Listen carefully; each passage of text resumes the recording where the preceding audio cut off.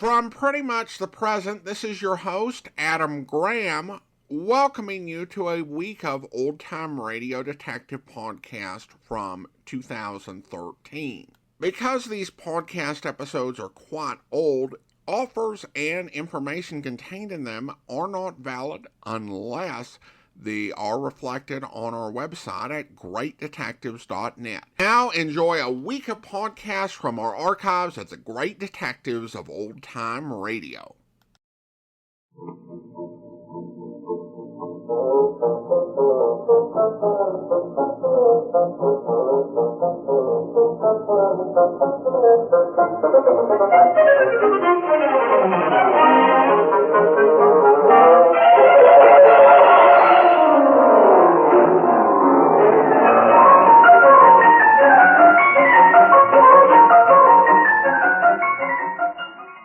Welcome to the Great Detectives of Old Time Radio from Boise, Idaho.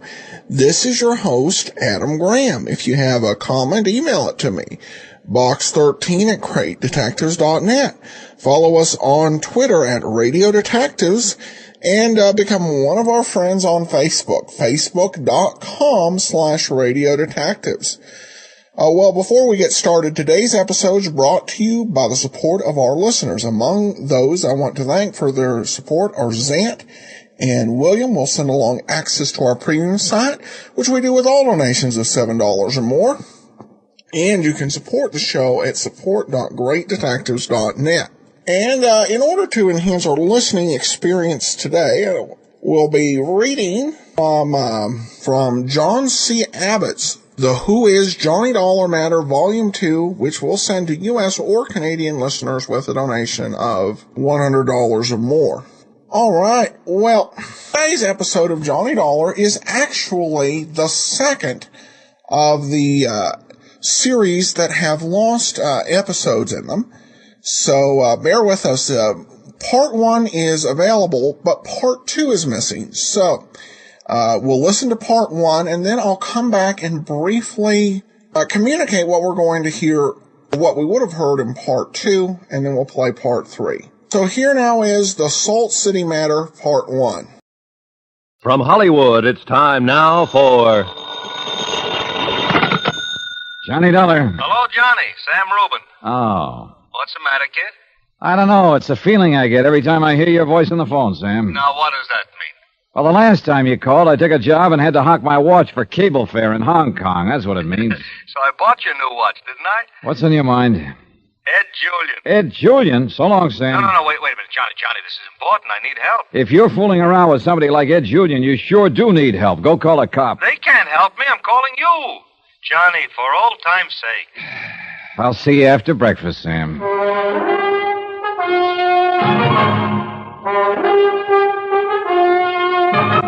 Tonight and every weekday night, Bob Bailey in the transcribed adventures of the man with the action-packed expense account. America's fabulous freelance insurance investigator. Yours truly, Johnny Dollar.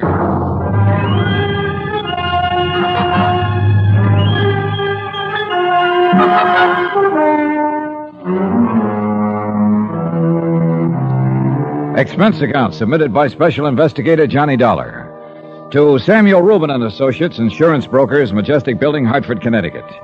The following is an accounting of expenditures during my investigation of the Salt City matter. I didn't know it was going to be that, Salt City, I mean. But I did know the name Ed Julian. Every policeman in the country knew that name. My first impulse was to hang up the phone on Sam, but I didn't.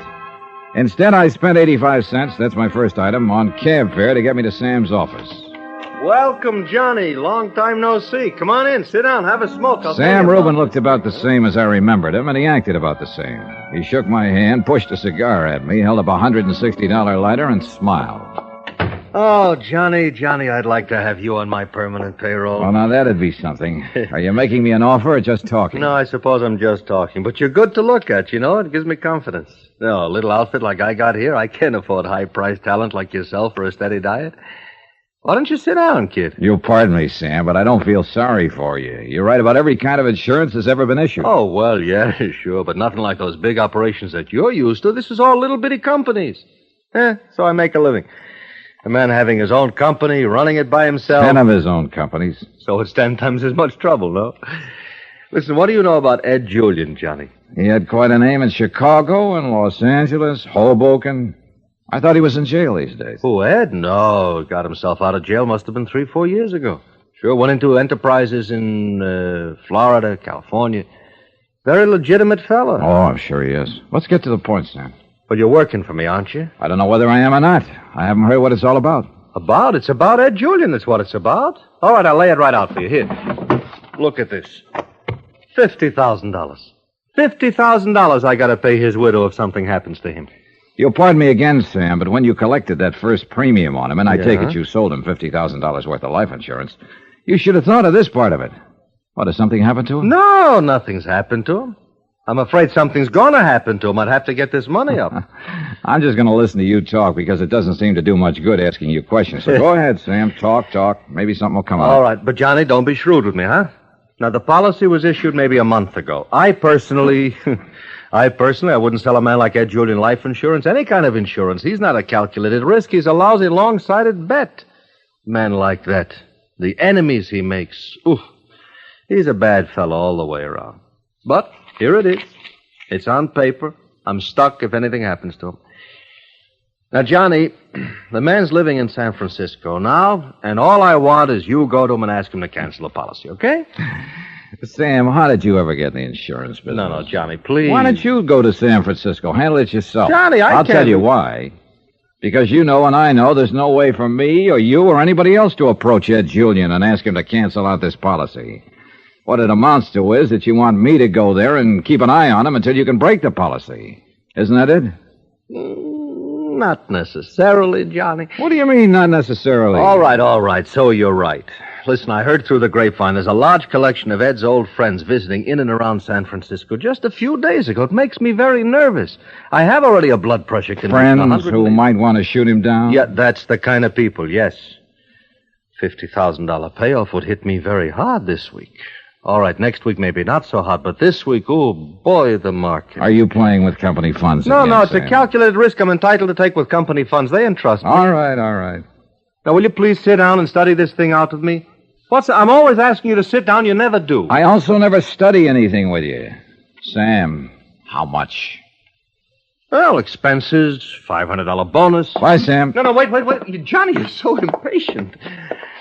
I'll make it $1,000 bonus. Take care of yourself. No, See ya. listen, Johnny, look, Johnny, all you have to do is keep him alive till I break the policy responsibility. My lawyers can do that. They told me it'll take a couple of days. I don't have to do anything, Sam.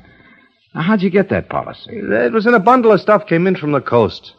Ed Julian took this out under his real name, Eduardo Saccavetti. Now, who knows it's Ed Julian? Skip the gestures and tell me how you do know. Well, my broker out in San Francisco. Her name is, I don't know, Straub Street or something like that. She sold it to him. Later on, she found out who he really was. She sent me a wire. So, $1,000's okay, huh? No. So how much? $2,500 in You're expenses. crucifying me. That watch you gave me never kept time. All right. Never. $2,500. $2,500? Expense account item 2, $168.73. Airfare and incidentals, Hartford to San Francisco. I arrived at 8 in the morning.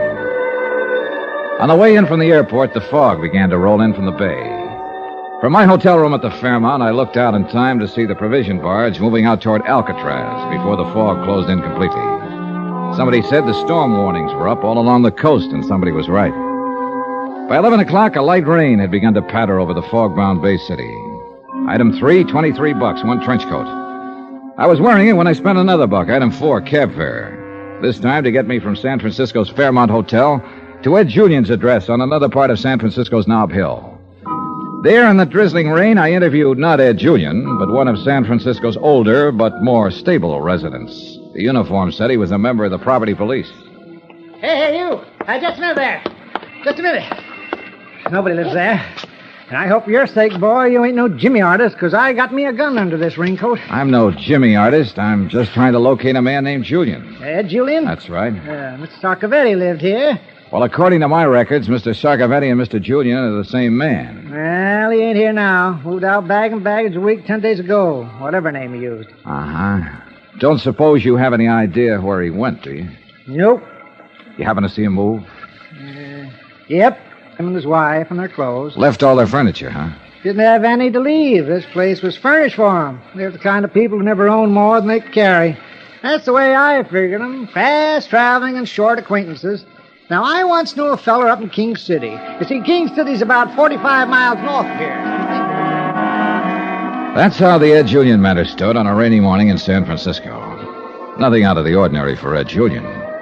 Yet, all around me, there seemed to be some sort of a dark, threatening undertone that I couldn't quite put my finger on. Whatever it was, it troubled me, standing out in the rain, talking to that old man. It still troubled me when I made my way back down the hill and found, to my surprise, that the San Francisco classified telephone directory listed Edward Julian Enterprises.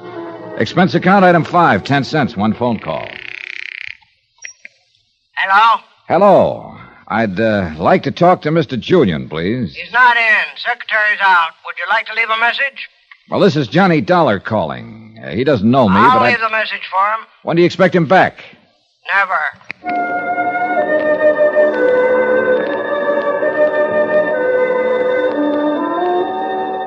The rain was just starting up again as I stood in front of the floor-level office at Powell and Hooker. On the door it said Edward Julian Enterprises Incorporated. And below it said, walk in. I did. Hello? Hello, who's that? Hello. Hello, who are you looking for? Ed Julian. He isn't around now. Maybe I can help you. Well, maybe you can. I'd like to know something about his enterprises. Why? Oh, I might want to invest some money. Oh, what's funny about that? You the guy who called me a little while ago? Yeah, I called. I suppose you're the one I talked to. What's your angle? I want to find Julian. So do I. So do a lot of people. What's that name? Johnny Dollar. Well, I'm Ray Gumby, Ed's attorney. Come on in here. It's warmer. I followed Ray Gumby to the back office of the two-office suite. Watched him as he stood in front of the gas heater. Medium-sized man, 50 or so, wearing a tan sport coat, a wool scarf, a turtleneck sweater. Not exactly the conservative attire usually expected of members of the bar. But then he looked happy about it. Now, sit down, Dollar. Have a drink. Thanks, Mr. Gumby. Well, cheers. Mm-hmm. Now, you ask about Ed's Enterprises. Well, I'll tell you right now, they aren't much. He has an oil field, a piece of a gambling casino, a piece of a racetrack, and a part of a ship, and part of a smelter works. What does he do a couple of weeks ago? He up and unloads it all. Oh, I've had a little cold with all this weather we've been having. Why do you want to find him? To protect him. That's cute. Personally, I wish the bum would get pneumonia. He left me holding the sack here. How's that? I formed these corporations for him and acted as chairman on all the boards. Then he sold out from under me. Didn't even bother to say goodbye or pay me off. You want to find him, too, then? You betcha. I'm suing for proper fees. Think it'll do any good, Mr. Gumby? No, I don't think so. I mean, as far as me getting my money goes. But if I can get him subpoenaed, and he ignores the subpoena, the court will issue a warrant on contempt charges and throw his carcass in jail for a while. If he was behind the bars and I went to visit him, maybe I could handle him. The bars between us, of course. Of course. Yeah. You want another knock? No, thanks. You go ahead. That sounds pretty good. It is. Getting him in jail? Yeah, if I can get him served. Well, it's not going to be an easy job getting those papers into his hands. Two of my regular boys have already tried and failed. I'm a fool ever to accept such a man as a client. Never do such a thing again. Well, if it makes you feel any better, Mr. Grumby, the man I'm working for said practically those same words to me in Hartford yesterday. It doesn't make me feel any better. I wish it did. And I wish you luck protecting him. Hey, Mr. Gumby, something just occurred to me. Now, what's that? Well, now, maybe we could work this out together. How? You want Julian to be served with a subpoena so you can have the police pick him up. I want him to be safe. And there's no safer spot than the city jail. Hey. Where's that subpoena? Well, right here. And there's a fee in it if you can get it in his hands. $200, maybe? All right. You say two of your men have already tried and failed to get to him. What happened to them? Been to his place on Nob Hill? I was there earlier today. He moved out. I know. But my men went up there to serve him. Both of them fell down 2 flights of stairs. Seems like a myth? Maybe Ed isn't living in such high places these days. I hope not, for your sake, Dollar.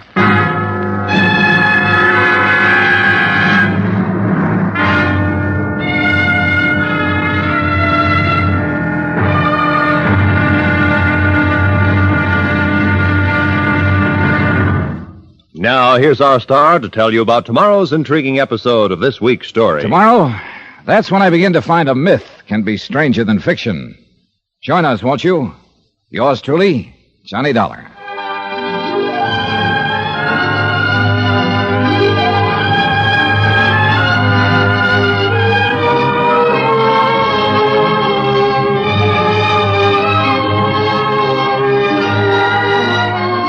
Yours truly, Johnny Dollar, starring Bob Bailey, is transcribed in Hollywood. Written by John Dawson, it is produced and directed by Jack Johnstone.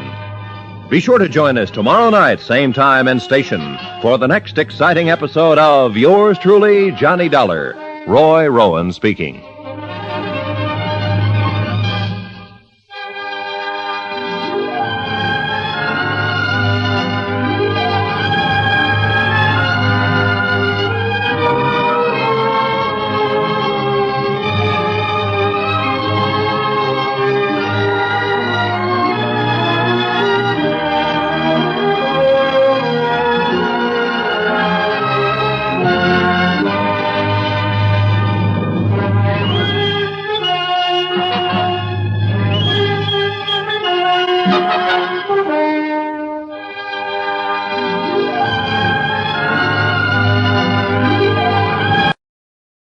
Welcome back.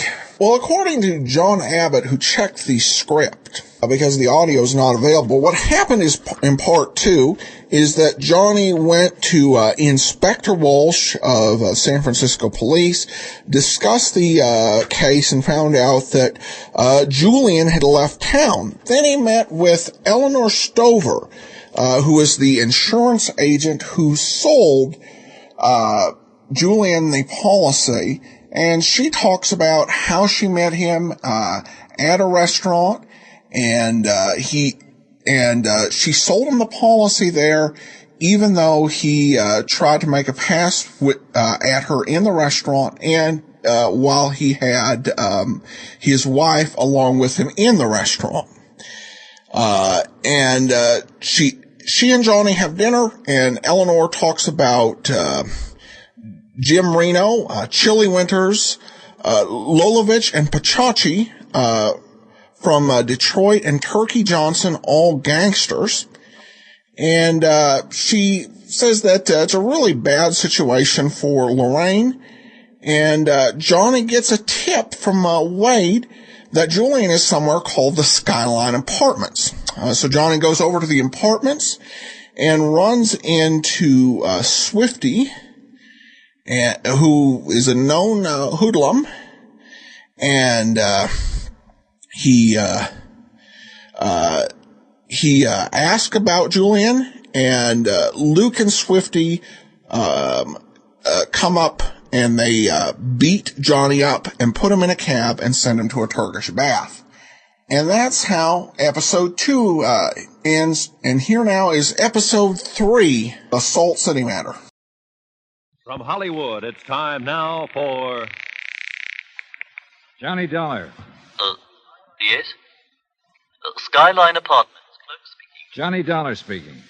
What? Maybe you don't remember me, but I remember you. I was there last night and got banged on the head by a pair of hoodlums. I know nothing about it, and I can't talk now. Well, then you can listen. I'm coming over there in about an hour. I hope your 2 hoods are there when I show up. Would you tell them that for me? I'll deliver the message, if you wish. Do that.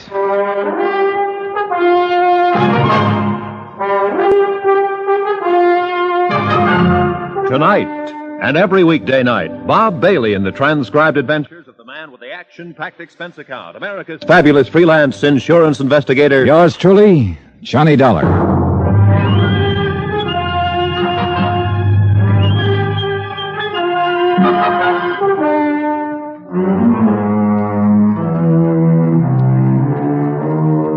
Expense account submitted by Special Investigator Johnny Dollar. To Sam Rubin and Associates, Insurance Brokers, Majestic Building, Hartford, Connecticut. The following is an accounting of expenditures during my investigation of the Salt City matter. Expense account item 8, $10. Medical bill for 2 stitches in my scalp. Item 9, 10 cents. One more phone call. To the prettiest insurance broker in San Francisco. You said you'd buy me lunch. Something's come up. I don't care what you say. You said you'd meet me. Meet me. Item 10, $2. More of that ever-loving cab fare. This time I kept the cabbie waiting outside Eleanor Stover's apartment. Johnny. Hi, Angel. I didn't want to be a witch, but I did want to see you, if only for a minute. Come in. Can't. My cab's waiting downstairs. But I want... What happened to you? Oh, I argued a little bit with 2 of Ed Julian's hired hands. He has a little muscle around him these days. No one to worry. Oh, Johnny, I feel responsible. Why? Well, like a big dope, I was the one who sold him that insurance policy. Now you have to mix into it and try to keep him alive. You look like the one who needs protection. Well, don't look at it that way. If you hadn't sold him the policy, I'd never have come to San Francisco, and I'd never have met you. And you wouldn't be here right now. I'll call you later. Ellie. Yes, John? I didn't tell you this part. I'm going to serve a subpoena on him and try to get him to appear in court. I don't expect you'll pay any attention to it, and then they'll issue a warrant for his arrest for contempt of court.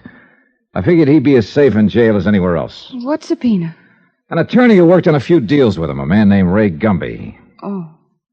Take care.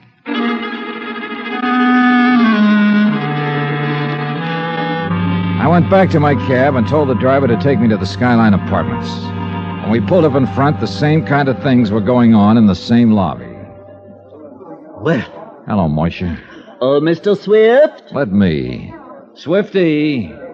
Swifty. You're in here looking for trouble, and you're going to get it. I thought you found that out once. I sure did, and I sure am. Where's your tall, skinny friend? He's coming. Luke? You. Well, if it isn't the Rover boy from Hartford.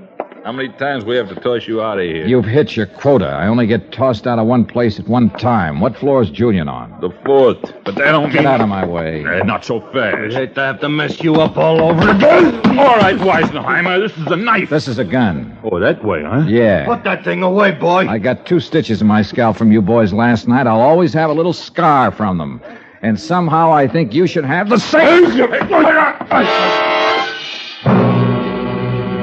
Under the circumstances, it seemed like the honest thing to do. I left both of them in the lobby and took the elevator unescorted up to the 4th floor.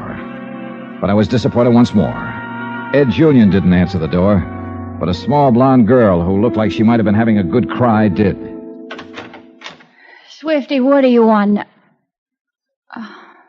You're not Swifty. Is Ed Julian here? Swifty didn't let you come up here. He won't let anybody up here. How'd you get inside? Why don't you invite me in and I'll tell you all about it? Are you a policeman? No, ma'am. All right. Why not? Come on in. Whoever you are, mister, you're taking some awful chances. Well, let's say I'm a friend of Ed's. Ed hasn't got any friends, and I know all of them. What's your name? Johnny Dollar. Where do I find him? I'm Ed's wife. My name's Lorraine. I know you. I mean, I know a friend of yours, Eleanor Stover.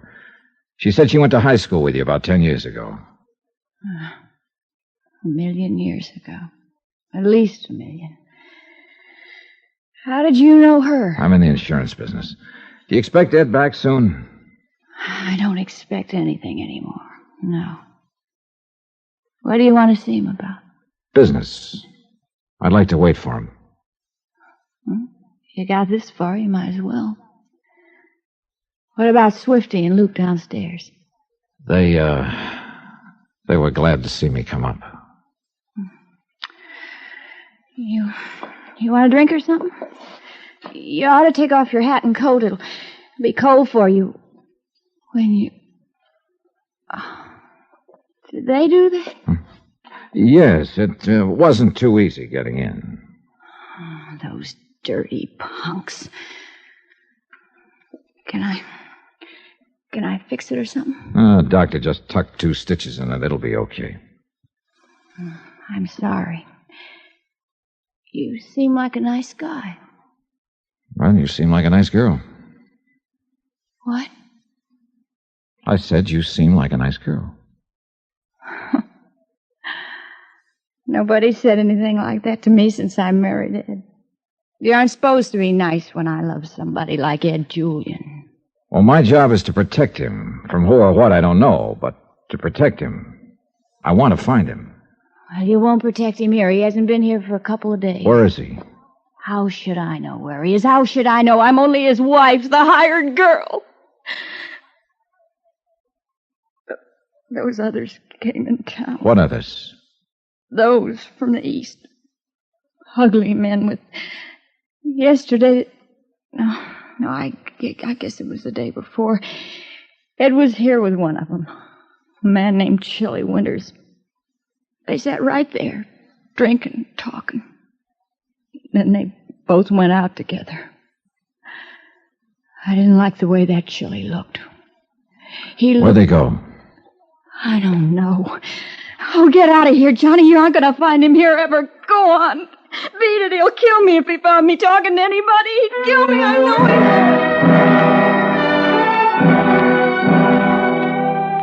I didn't want that to happen, so I left.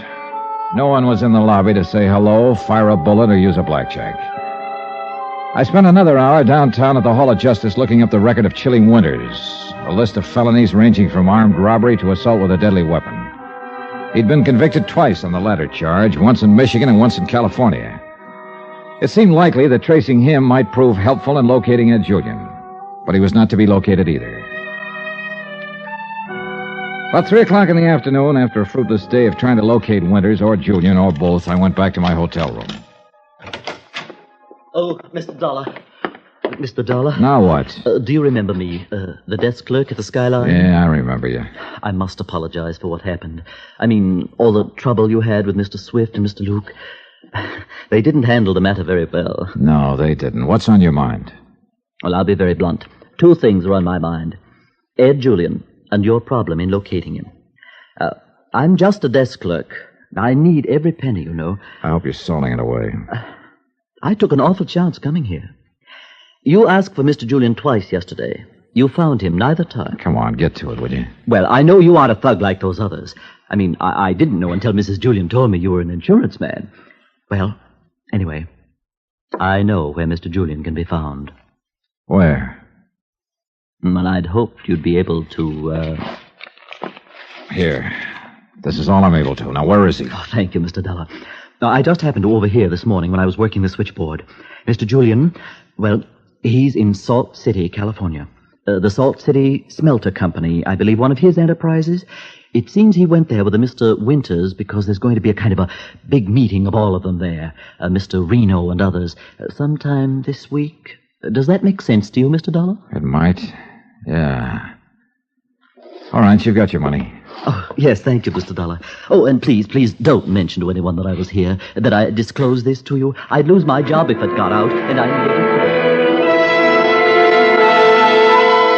A local filling station furnished a map of California, which located a place called Salt City about 300 miles away in the desert. I decided to ask a man who might know about it, Ray Gumby, attorney at law. Uh-oh. What? I've handled correspondence from there. Not on the beaten path. Well, that doesn't tell me much. As near as I can gather, it's an enterprise town, lock, stock, and barrel. If Ed Julian's gone over there... Well, let's forget all this, at least my part of it. Why? I don't want you to go that far in trying to get him back here. Salt City's real bad news. Yeah, sounds like it, Mr. Gumby. Let me ask you something. Why are you going this far on this case? Sounds like a loser to me. I don't know, Mr. Gumby, I don't know. But I've had the feeling ever since Ed Julian's name was first mentioned that something was happening. Something way off somewhere, but so close I could touch it. That's funny. I've had the same feeling. Expense account item 11, $38. Transportation. By train, San Francisco to Salt City and return. It was just coming up dawn when the conductor nudged me out of a restless sleep and told me the Salt City stop was 60 seconds long. I took my bag and stepped off onto the dry, sun-baked clay that served as a station platform. Then I looked around and saw a yellow, grimy little town stuck along one side of a yellow, grimy little mountain.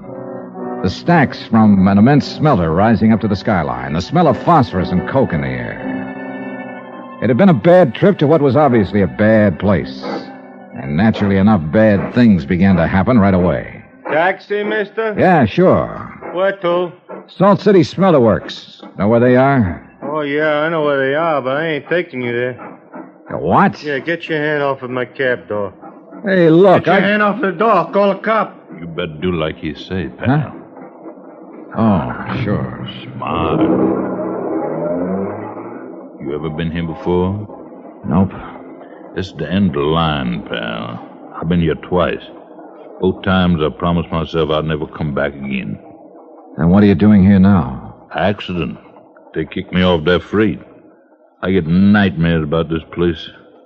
I remember the first cop I ever met here in Salt City. While I was spelling my name to him, he hit me in the face several times. Always by mistake, of course. But don't risk any mistakes, friend. I'm not going to be here long. That's good, that's real good. You know what? What? Somebody made this dump and then forgot about it. Just plain forgot about it. I'll see you.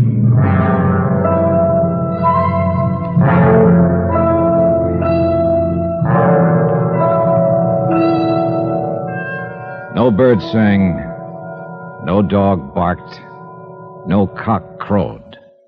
Nothing. Nothing but that feeling inside of me and something saying, it's going to happen here. It's going to happen here.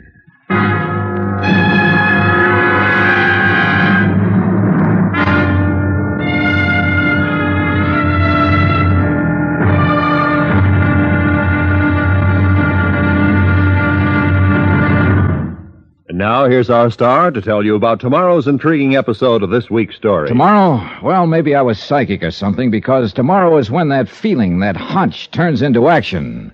Join us, won't you? Yours truly, Johnny Dollar. Yours truly, Johnny Dollar, starring Bob Bailey, is transcribed in Hollywood. Written by John Dawson, it is produced and directed by Jack Johnstone. Be sure to join us tomorrow night, same time and station, for the next exciting episode of Yours truly, Johnny Dollar. Roy Rowan speaking.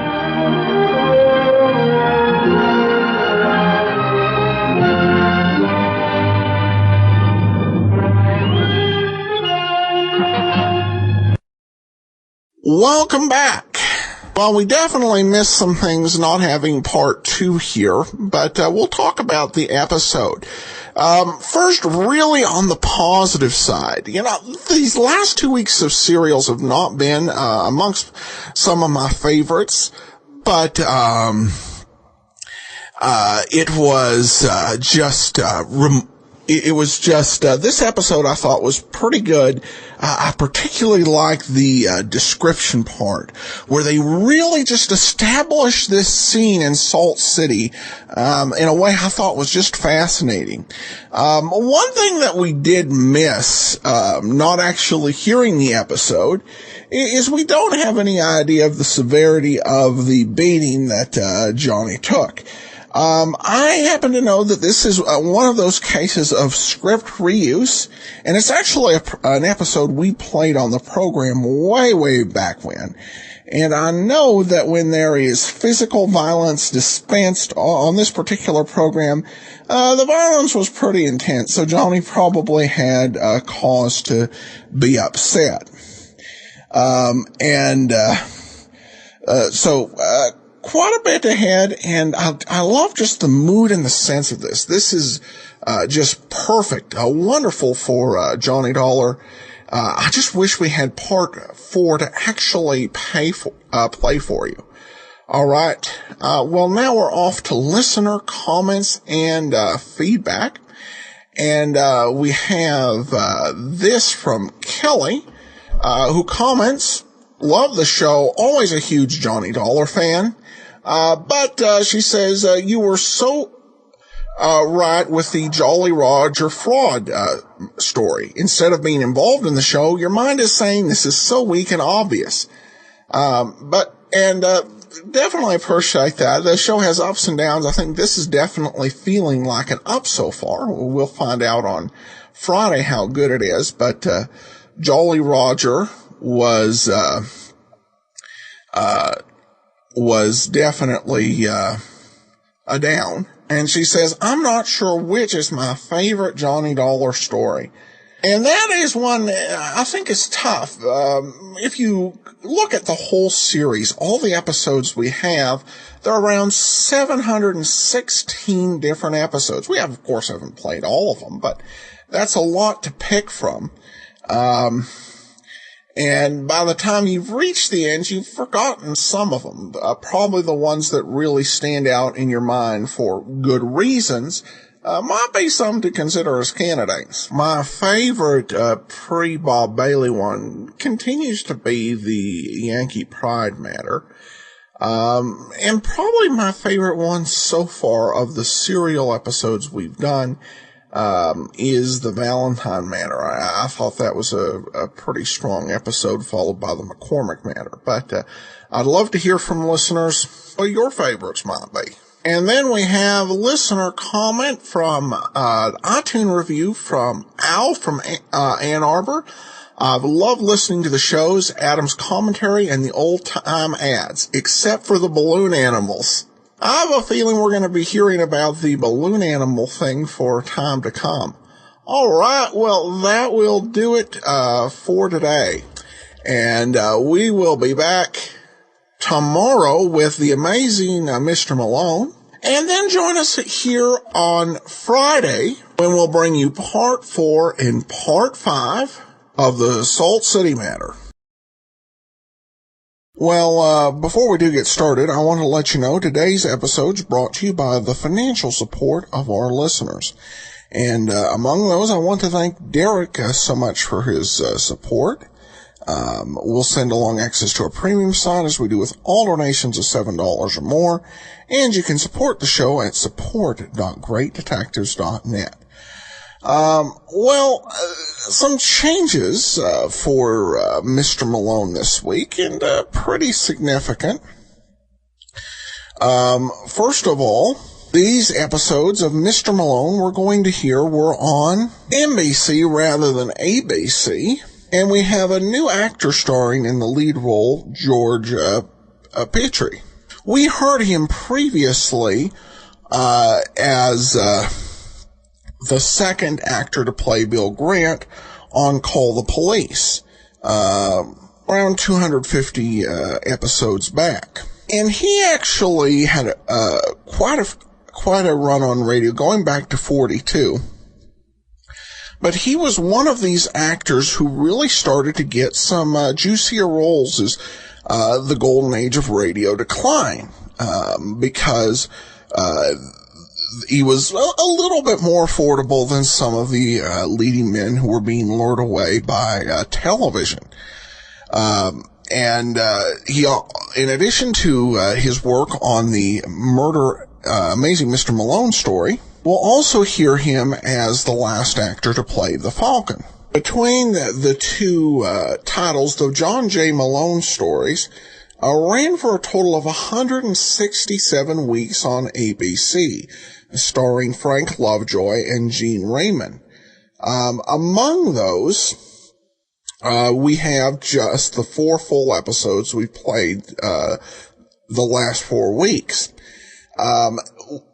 This particular iteration of the Malone series will only ran for 8 weeks, but we have all 8 episodes. The Amazing Mr. Malone took over the time slot of Dangerous Assignment, which NBC didn't actually cancel, but just took off the air for a month and brought back in another time zone, and would be replaced by another show which would only last for 11 weeks, which is perhaps an indication of the state of NBC programming, as we're getting to the point where, in this point in radio history, where television is making more than radio.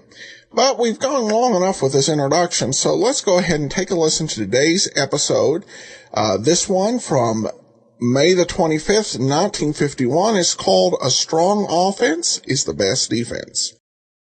The Amazing Mr. Malone.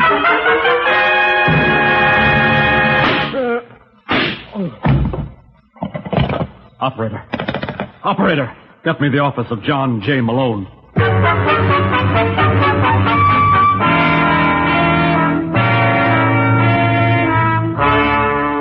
The National Broadcasting Company presents The Amazing Mr. Malone, an exciting half hour of mystery starring George Petrie as the lawyer whose practice before every type of bar has become a legend. Our locale is the city of Chicago, the time the present, and the hero of these weekly adventures, The Amazing Mr. Malone.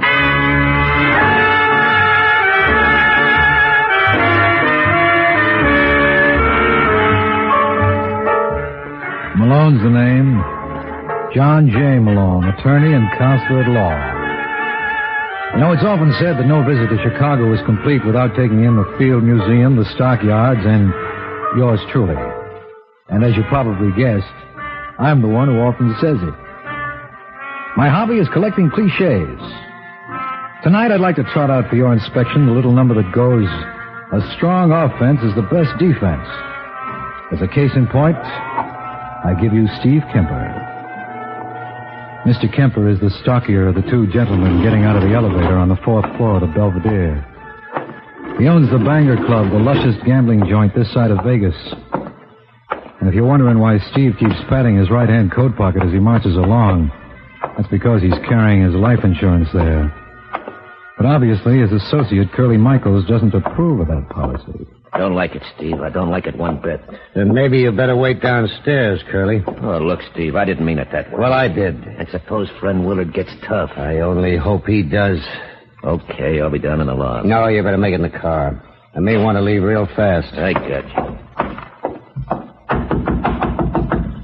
Who is it? Room service. Just a second. Hello, Willard. Wait a minute. I'm even willing to wait, too, but suppose I do it inside. Who the devil are you? Kemper's the name. Steve Kemper. Oh.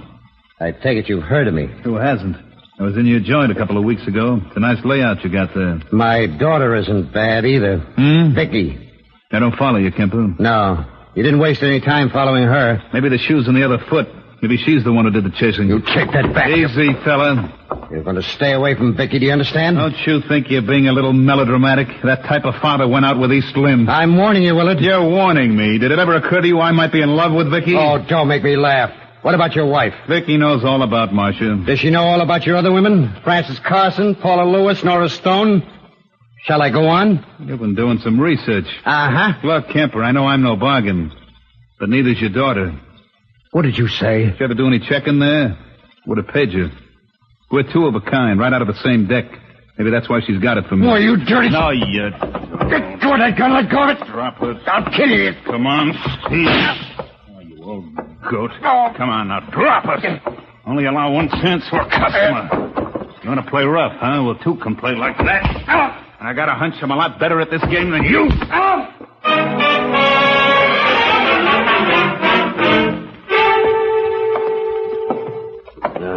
I'm telling you, Steve, we should have stopped off first to see a doctor before I brought you home. I said no, Curly. Keys are in my side pocket. Yeah, I got them. It's a small one. Someone would think I was never here before. Who is it? Only me, Vicky. Me and Curly. Help me in the bedroom fast. I don't want to... Too late. Well, aren't you a lovely sight? I had an accident. Yeah, it was all my fault, Vicky. You see, this car was coming Don't bother lying, Curly. I just finished talking to Willard. And you know. Yes, indeed I know. I'm only sorry he didn't kill you. Vicky. I mean it. Oh, now, honey, that's no way to talk. Your old man is... Look, baby, whatever I tried to do... Whatever you tried to do. Why can't you mind your own business? Well, if you knew what he said about you... And every word was true. Vicky! Every single word. And you know why? Because you've always spied on me. Because you never let me do anything I wanted. No, that's because it's... Go on. Go on, say it. It's because you were afraid I might take after my mother. Well, I don't blame her for running off. That's enough out of you. I can imagine what it must have been like being married to you. Always watching, always spying. That's not true. I don't know how she stood it as long as she did. Well, I've had my fill, too. I'm going to live my own. Vicky, where are you going? Vicky, come back. Maybe I haven't handled it right, but whatever I do... Vicky!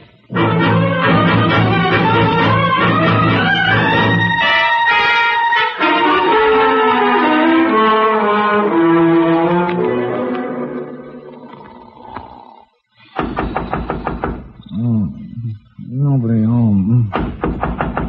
Oh, I swear. Okay, I'm coming.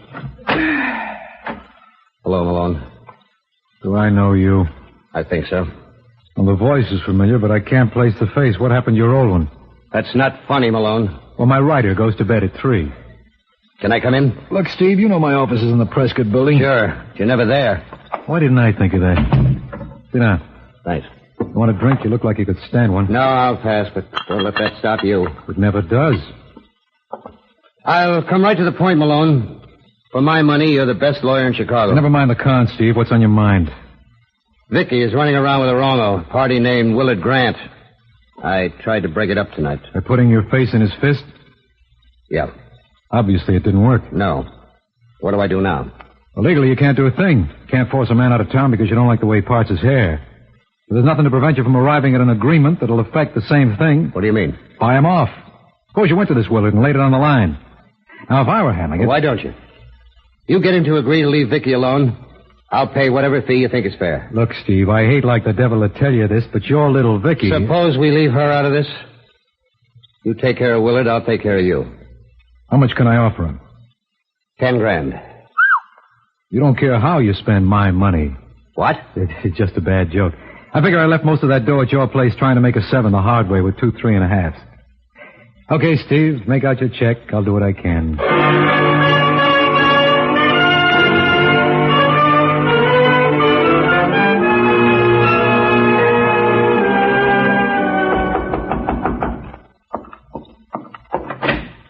Yes?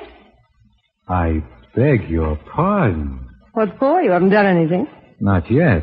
But I'm afraid I made a mistake. The desk clerk told me this was Willard Grant's room. Well, he must have known what he was talking about. Well, if you're the hotel chambermaid, I'm moving here myself. You'd be wasting your time. I'm staying at the Stockton, Mr. Malone, John J. Malone. Not the amazing. Ain't it awful? Well, this is a pleasure, Mr. Malone. I can't tell you how much... What's going on here? You've got company, Willard. Thought you were going, Marcia. I was on my way, darling, when I ran into this gentleman. It's been real charming, Mr. Malone. Let's do it again sometime. You said the Stockton? I said the Stockton. And the name? Marcia Grant. Oh. Then you're his wife. Yes. But don't let that stop. Lovely girl. I'm glad you approve. Just someone would think you two don't get along. Would they? If they judge by appearances. I think you gathered my name is Malone. So I'm a lawyer, Willard. I represent Steve Kemper. Get out. First, I'd like to show you something. Well? Aren't you impressed? One-way ticket to L.A. on the super cheap and a check for $10,000. You know what you can do with it. Don't be a sap, friend. That's as high as Steve will go. You won't get any more through Vicky. How would you like a punch in the nose? How's that? What's the matter? Don't you think I can? Let me feel your muscle. Look, Malone. Yeah, I guess you could. Okay, Willard. Don't fret yourself. I'm practically on my way.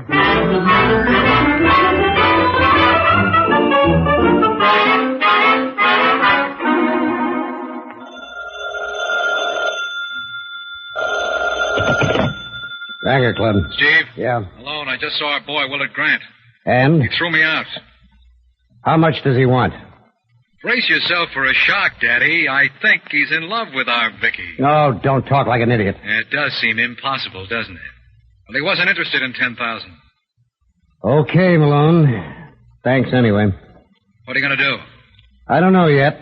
I'll let you know when I make up my mind.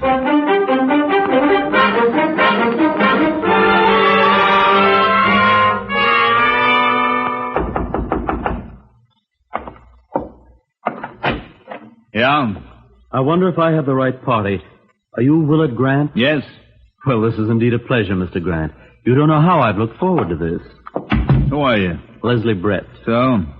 You've never heard of me? Don't let it spoil your day, little man. Chicago's full of people I never heard of. I suppose that's true enough. All right, what's on your mind, Leslie? Well, I've been asked to deliver something to you. Now, where did I put it? Oh, here it is.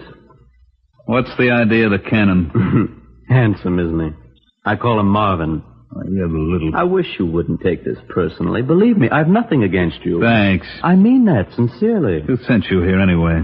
Now, you couldn't expect me to divulge the name of my client. It was Steve Kemper, wasn't it? Please, don't press me, Mr. Grant.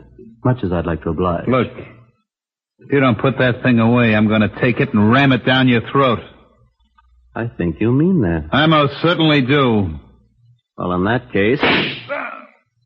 You'll have to forgive me, Willard, but I can't stand being touched.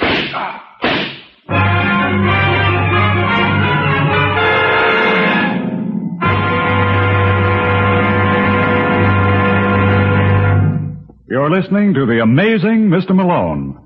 In years gone by, immigrant ships used to dock in New York filled with the people who had heard legends in the old country about opportunity to be found in America. Well, they soon found out that in America, as everywhere else, money and the things money can buy don't grow on trees. It's our American economic system which sets our standard of living. It's important for all of us to know just how this economic system of ours works as opposed to any other. So here's a thought for today. Why not do a little reading up on the workings of our economy? Go to your library and find a good, easy text and study it. You'll find it helps you to understand the important issues of the day. And now, back to the amazing Mr. Malone.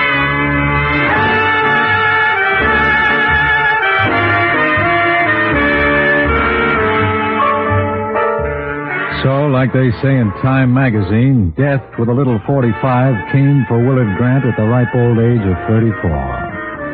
But the first I knew of it was some 12 hours later. I was relaxing in the steam room at Gus's getting a massage. When out of the fog, I heard a familiar voice, and it rubbed me the wrong way. That's a lovely back you got there, Malone, and wouldn't I love to plant a knife in it? That wouldn't be Lieutenant Brooks, would it? Want to bet? Come on, Malone, it's time to be amazing. What are you babbling about? We got a fella downtown who's crying for your services. Who? Steve Kemper. And what's Steve alleged to have done? Oh, that's what I love about you, Malone. You're so legal. What's he alleged to have done? There's nothing alleged about it. He killed a boy named Willard Grant. You mean Willard's dead? Well, most people generally are when they've been murdered. And you think Steve did it? Ain't I a fool? You certainly are. Come on, I want to talk to him. Oh, no, you don't. Now, look, Brooks, I'm Steve's lawyer. You can't stop me from seeing him. I can if you insist on going like that. Huh? Put your pants on, Malone. Or don't you care how people talk? I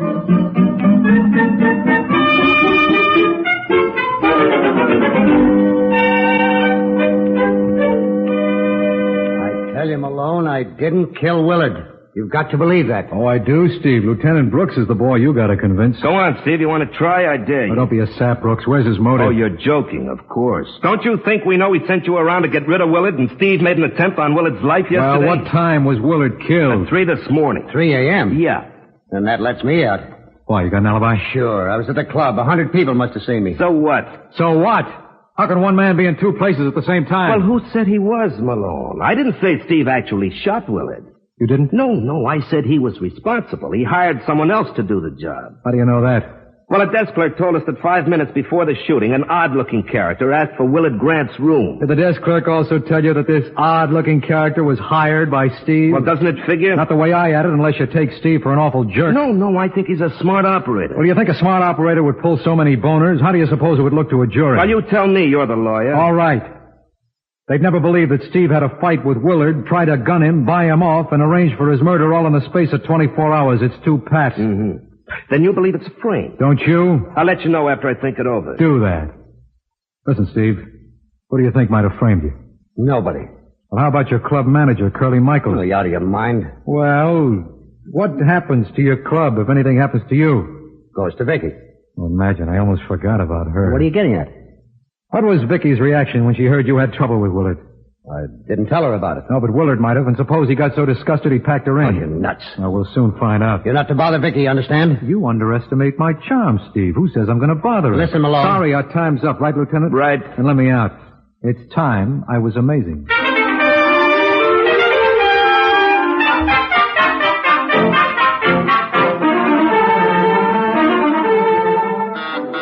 It's just one of those things, just one of those crazy things, one of those bells that now and then ring. Yes? Hello, Vicky. What do you want? Now, lover, that's no way to talk. Someone would think you weren't glad to see me. You'd be right. If you're looking for my father, he isn't here. I know, I just saw him. He's in a bad spot. I hope he burns. Careful, lover. You don't know what you're saying. I hate him.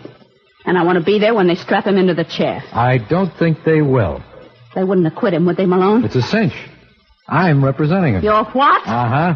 Listen, Malone, if you get him off, I'll kill you. I mean that. I'll kill you both. Now, you listen to me, you little fool. You let me Your go. father always did everything he could for you. Who asked him to? He was always interfering. Always spying. He thought Willard was no good for you. How would he know? Willard was a married man. So what? He was the only man I ever loved. He was no good. And what makes you think I'm any better? We were two of a kind, he used to say. Right out of the same deck. And he was right. He'd have left you in a month. Never. No matter what he said, he and never... what did he say? It's none of your business. Maybe I can guess. Suppose you were living on borrowed time. Suppose Willard told you he thought you were more trouble than you were worth. You get out. Well, we gotta think of things like that. Are you going to get out of here? Sure, lover. But you're such a fascinating creature. Don't blame me if I come back.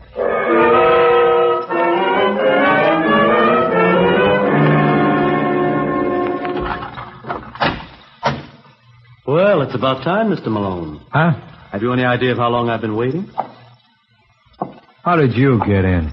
I use these. You're a bold one. All right. Shut the door, won't you? It'll be kind of stuffy. Worst comes to worst, I can always let a little air in through you with this. You know what I mean? Hey, that's real good. I thought so. Now what? Now suppose you sit down over there. Over here? That's fine. You're probably wondering who I am. I got an idea. You're the odd-looking character the desk clerk saw shortly before Willard was gunned. What did you call me? That was a quote. You think you're smart, don't you? You're one of those forceful men who knows all the answers. Well, let me Careful, tell you Junior. something. You're working yourself into a sniff. I've got a good mind to... No. Oh, you're not going to make me angry. You thought you would, didn't you? Believe me, that was the furthest thing from my mind. Don't tell me you're scared of a little gun. Scared to death. They remind me of weddings. Very funny. Yeah, I guess not. Well, what can I do for you? Nothing, but you can do something for yourself. Such as? Such as giving up Steve Kemper as a client. Why should I do that? Because a friend of mine wants you to. You wouldn't consider telling me this friend's name. What do you think? Yeah, I think you wouldn't. And if I continue to represent Steve? I'll be back to see you again. Only next time, Marvin will do the talking for me. Marvin? Mm-hmm. My gun. Say, that's real cute. You and Marvin, the Bobbsey twins. You always go out together? You'll find out. Well, what do you say, Mr. Malone? What can I say? I'd be a fool to represent Steve after this. Thanks for dropping around, friend. I hope you won't go to the trouble again.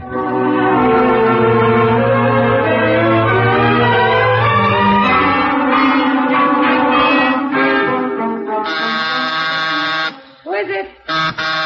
Who is it? Just a second. Hello, Marcia. Do I know you? Oh, and I thought I made a definite impression. Don't you remember we met in Willard's hotel room? Oh, yes. Yes, you were on your way in. And you were on your way out. Yes, how could I forget? The name's Malone, isn't it? Uh-huh. You did invite me to drop around. Yes, and I meant it. Come in. Thanks. Hey, this is quite a layout. I'd certainly hate to pick up the tab for this. Let me take your coat. Lover, you got it. Sit down. Don't mind if I do. Don't you think it's a little crowded for the two of us on this chair? You'll find the sofa a lot more comfortable. Okay, let's try it. No, I mean by yourself. Oh, but I can sit by myself at home. Well, after all, Malone, you've got to consider my position. My poor husband is lying dead in the morgue. Yeah, you're really broken up about that, aren't you? What's your guess? Yeah, I suppose you were upset when he said he was going to get a divorce and marry Vicky. Who told you that? Well, then he did plan to marry her. Never would have gone through with it. He was in love with her. It never would have lasted. Now, you saw to that. Hey, what made you send Junior around to frighten me off? Who? The character who keeps company with Marvin. Are you out of your mind? No, but you must be if you thought that would do the trick. Get out. Hey, what's wrong with me anyway? No one seems to want me around. First Willard, then Vicky, now you. Are you going to get out of here? Yeah, but it's lucky I know a police lieutenant who's crazy to have me around. That reminds me. I better check on him, too.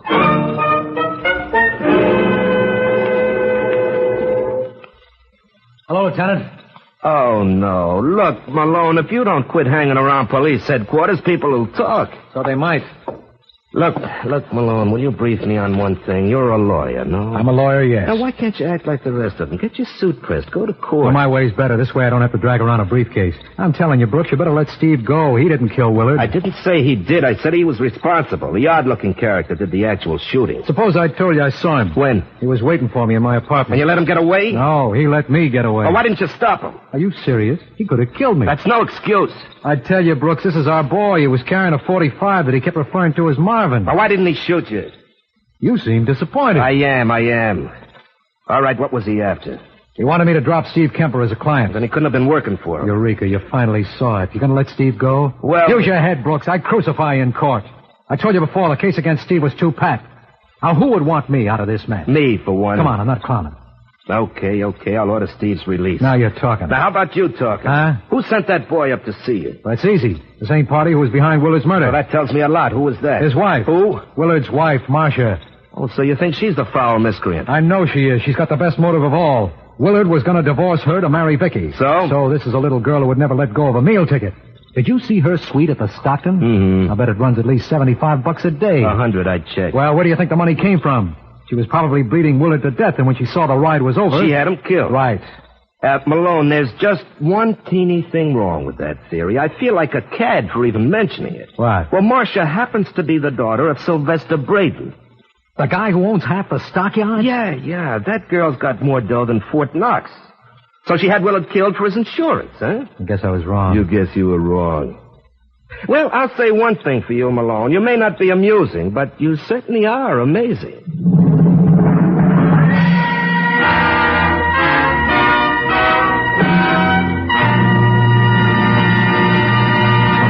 You're listening to The Amazing Mr. Malone. If you bought U.S. defense bonds 10 years ago, they'll mature this year. However, you don't have to redeem them and buy new bonds to continue getting your interest. Congress has just passed a law to extend the life of these same bonds you now hold for 10 years more.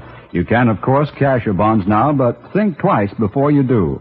There's no surer, safer investment. I think that for yourself and for America, you'll want to keep your bonds and keep on buying them, too, because defense is everybody's job now, and there's no investment that helps your country more today. And now, back to the amazing Mr. Malone.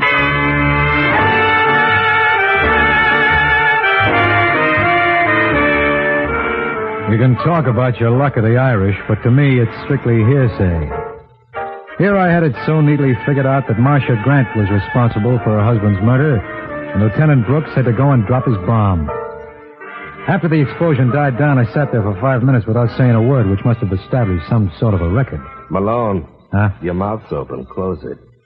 Listen, Lieutenant, I made a mistake. No. Okay, so I was wrong, but I see it all now. Oh, no. There's one character we've been overlooking in this little drama. All right, who? Curly Michael. Curly Michael? Yeah. But he works for Steve. That doesn't preclude extracurricular activities. He could have double-crossed him. But you heard Steve say if anything happened to him, the club went to his daughter. Well, you know, Vicky. How much effort do you think it would take to swindle her? Not much. Well, there you are. 5 will get you 10. Curly was the boy who sent that gunman around to scare me off. You know, I hate to say this, Malone, but you might have a point there. Well, it ain't going to do us any good here. Let's go stick it in Curly.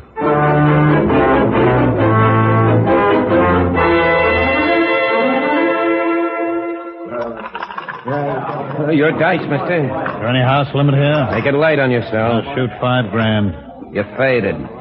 Hands coming out. Come on, dice. Be good to Papa. A little 4 and 3 will do it. Eight's the point. Eight's the point. I got 2 bits. It says he's right. Oh, hiya, Counselor. Hi, Curly. We want a word with you. We? You know Lieutenant Brooks. Sure he does. Take over the game, will you, Dick? I'm going to be busy for a while. Let's go to Steve's office. Well, what's on your mind, Counselor? What's always on my mind? That ain't going to get Steve out. Well, haven't you heard, Curly? Steve's been released. What? Yeah, I'm surprised he's not here yet. He left 10 minutes before we did. Oh, maybe he stopped off at the apartment to see Vicky. What do you think of her, Curly? Don't ask. But I am. Well, if she was my kid, I'd break her back.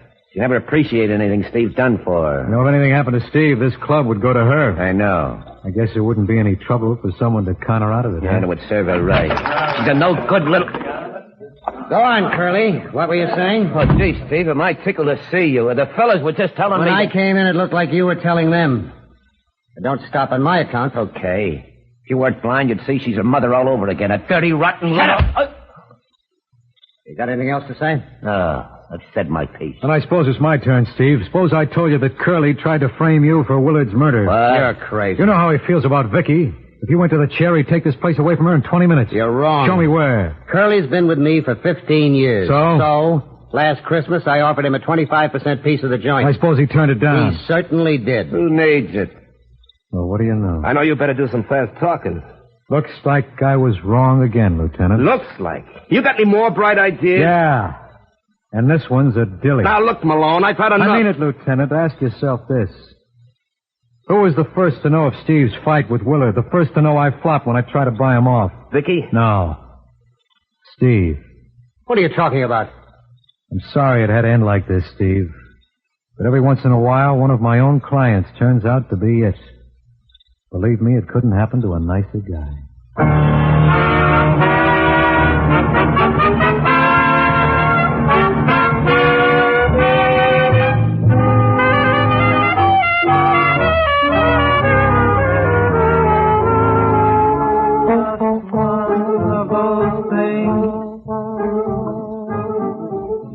Just one of those crazy things. Say bing. One of those bells that now and then ring. Perry. Just one of those things. Mario. Oh, is something bothering you, Lieutenant? Yeah. Why I don't take off my shoe and club you to death with it. I said all along that Steve was the party behind Willard's murder. Why'd you let him go? Yeah. Why did I let... Who said the case was too pat? Well, it was. Sending that odd-looking character around to scare me off was a beautiful touch. It didn't seem possible that Steve was behind that. Was he? Of course, and that convinced us he was being framed. I still want to know why you bet on Steve. Well, it all came down to motivation, and Steve had the best motive of all. He was the one who really hated Willard. He thought he was bad for Vicky, so he got rid of him. Now, why didn't he kill Willard himself? He tried it once. You know how far he got. No, that hired gunzo was a much better bet. Incidentally, did you pick him up yet? Yeah. In Cicero. His name is Leslie Brett. What about Marvin? Marvin. Oh, Marvin. You mean his gun? We found that on him, too. Naturally, they were going steady. You know, Malone, I can't get over it. What? Talk about switches. There were two here. One, the cop was right all along. It'll probably never happen again. Yeah, maybe. But secondly, this is the first case I remember where the guy who was making like a private detective wasn't bopped on the head. Say, that's right. Yeah, well, let's hope that never happens again, you know. Good night, Malone.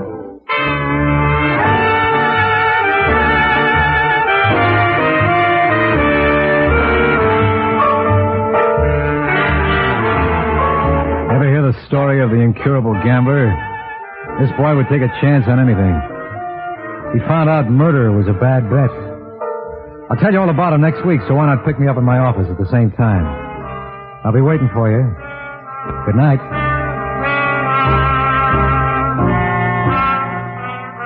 George Petrie was starred as John J. Malone with Larry Haynes as Lieutenant Brooks.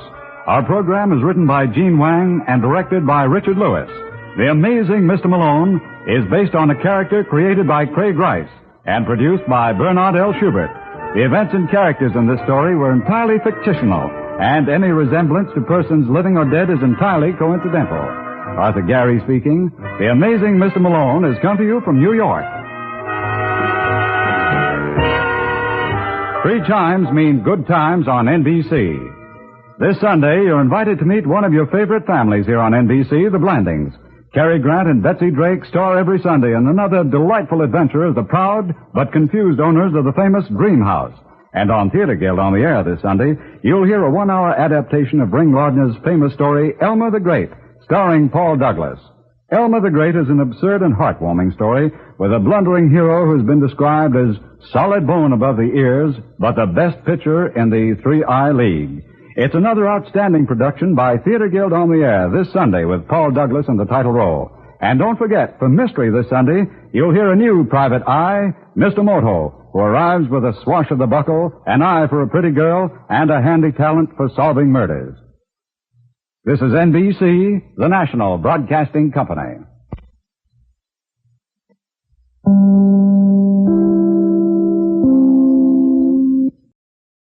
Welcome back.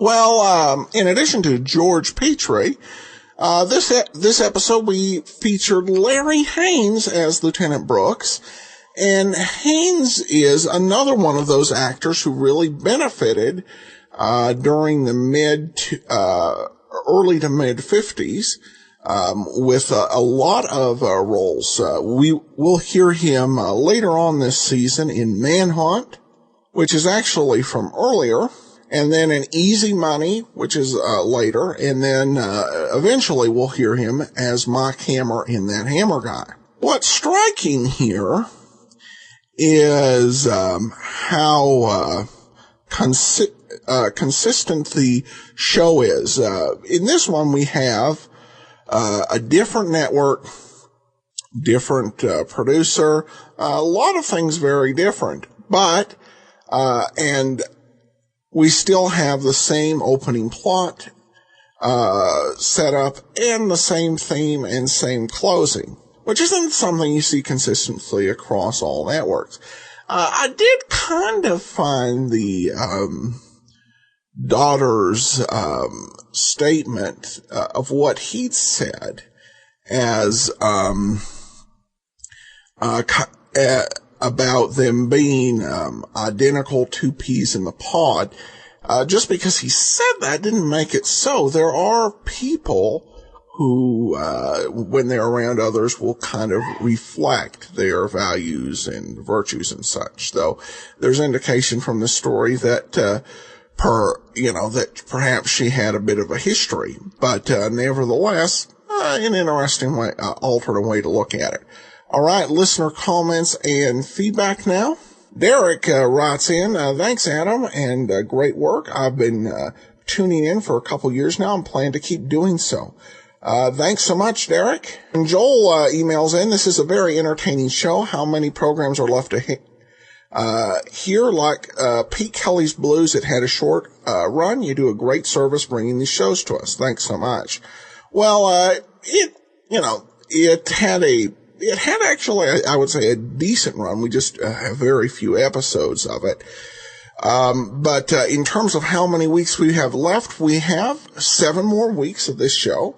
And then we're going to delve into the Australian transcriptions. There's 4 of those. And so we have 11 more weeks of Mr. Malone to enjoy. All right, well, I think that'll do it for today. We'll be back tomorrow with Johnny Fletcher mystery.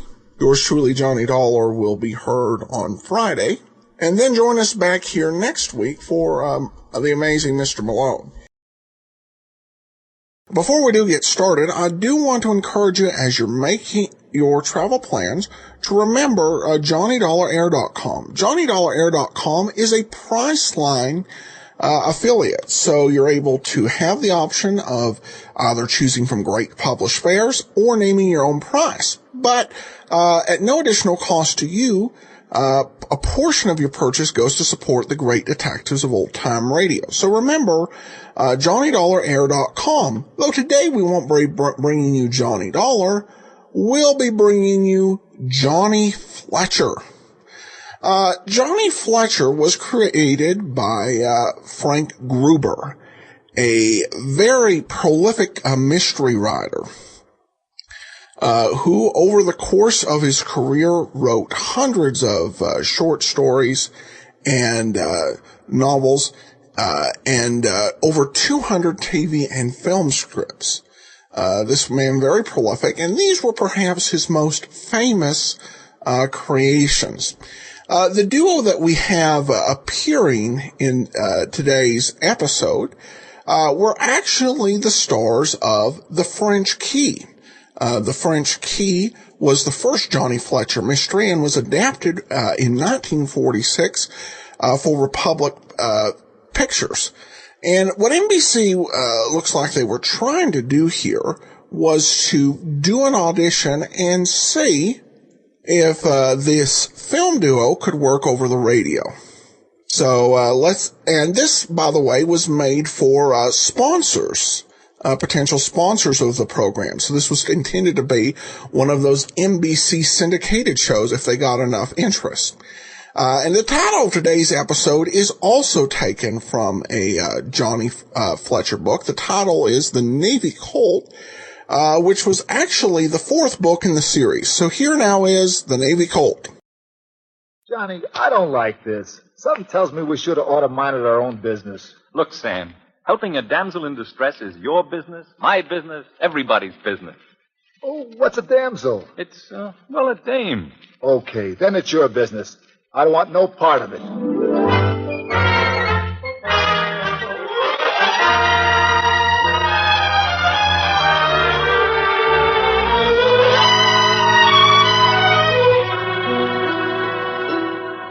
Yes, it's time for another Johnny Fletcher Mystery. Brought to you by the National Broadcasting Company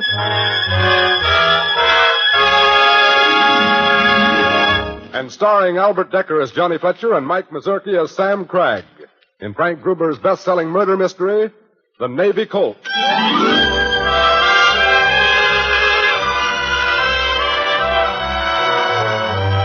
It is mid-afternoon, and we find Johnny and Sam on a busy street in New York making a fast pitch, their customary method of earning an honest dollar whenever they're broke, which they usually are. Ladies and gentlemen, your attention, please. You see here the strongest man in the world, my pal and partner, Sam Cragg. A short time ago, Sam was a puny weakling who weighed only 98 pounds. Now look at him, a magnificent specimen of manhood, 6 feet 5, 250 pounds of brawn and brawn. As evidence of his enormous strength, Sam is going to fill his mighty lungs with air and snap that 2-inch log chain wrapped about his chest. Are you ready, Sam? Yeah. Then go on and break it, my boy, and let the links fall where they may.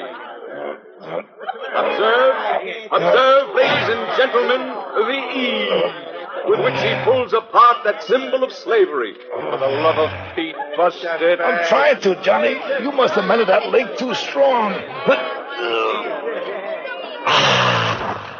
There you are, my friends. There you are. A miracle of strength has been performed before your very eyes. A broken chain lies at my feet.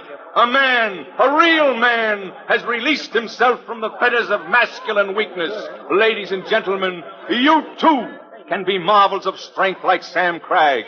This book of mine, every man of Ixnay. Here comes that cop again. Where? Other side of the street. Oh, sorry, ladies and gentlemen. Let's get out of here, Sam.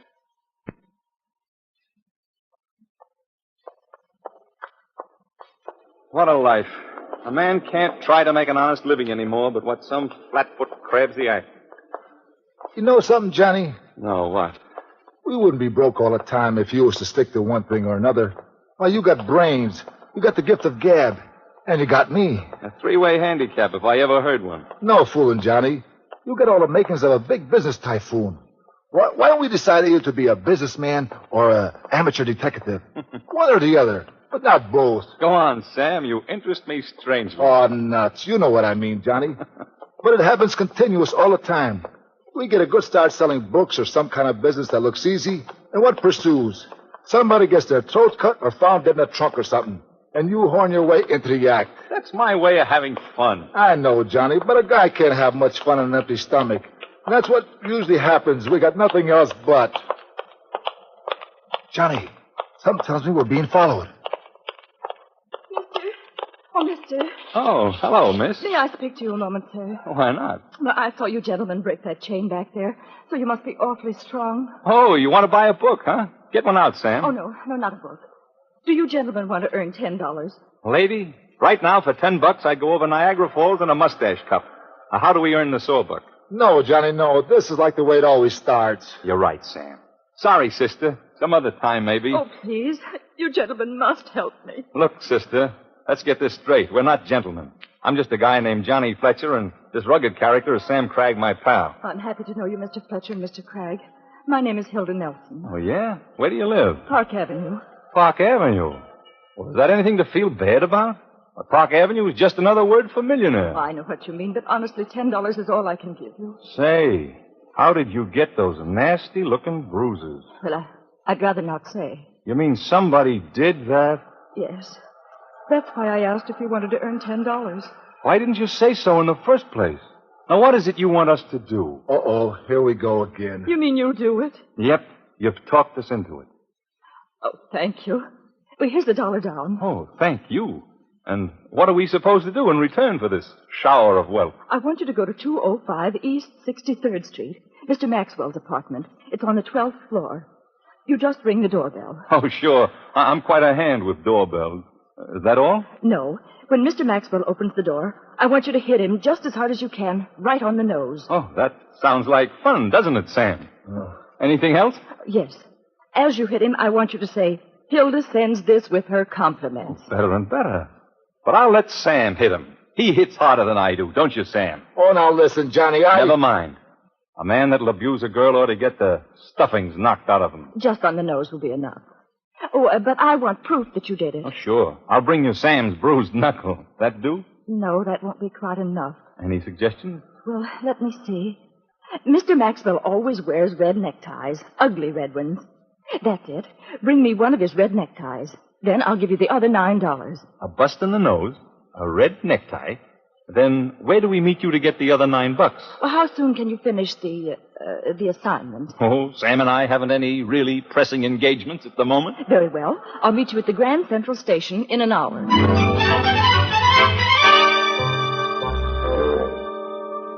Here it is. James Maxwell. Ring the bell, Sam. Now, remember when he sticks his puss out, let him have it. Well, what do you guys want? Now, Sam, now.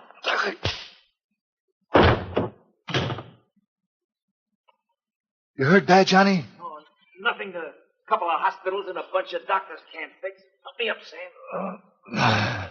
White-eyed rat in cheap clothing. Hitting a guy when he ain't looking. I'll fix him. Oh, you had your chance, Sam. He won't come out again. Then I'll bust the door down. So you two jerks want more of the same, huh? Look out, Sam. He's got a gun. Go. Grab the gun while I hold him. Okay. There you go, I tell you. I got it. Now I'll sock him. Here you are, fella. Hilda sends this with her compliments. Now get in there. That was a narrow squeak. I guess he didn't shoot you. I don't see no blood. Of course he shot me, you lunk. Right through the coat sleeve. Look at that hole. Gee. Oh, well, maybe you can get it rewove. Remember that sport coat that I had? What? Who shut the door down the hall? I don't know. Somebody's been getting an eyeful. No telling who saw us. We gotta get out of here. Let's don't keep Hilda waiting.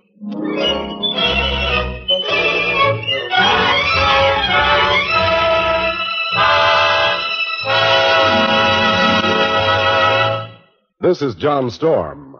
You're listening to The Navy Colt, a Johnny Fletcher mystery. But before we rejoin Johnny and Sam, you would place your first sales message here. You have presented the first of your sales messages, so we return to our own job of selling you the Johnny Fletcher Mystery Series.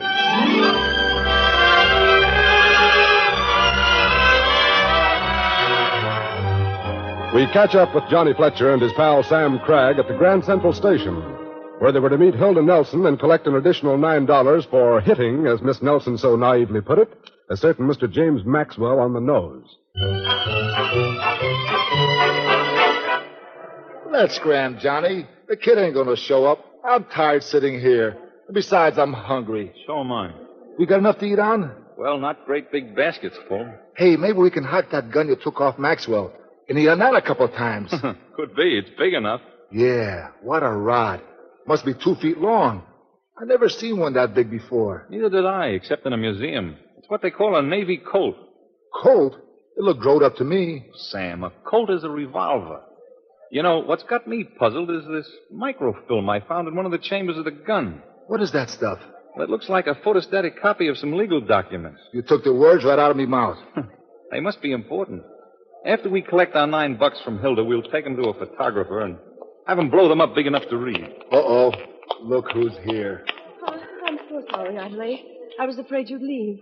No, we like it here. Well, did you, sock him? Sister, how can you ask? Look at this thing I used to call a jaw. Oh, dear. Hey, what about our $9? But did you get the red necktie? Red necktie? Red necktie? Sam, did we get his red necktie? Nah, he wasn't wearing no necktie. That's right, lady. Please, the $9. But that's what I came to tell you. I couldn't get the rest of the money. Uh-oh. I'm sorry, really, I am. Here, I'll write a check. Oh, not for me, sister. Why not? A check means getting identified. Getting identified means, you get it? Yeah. Well, come on, Sam, let's eat.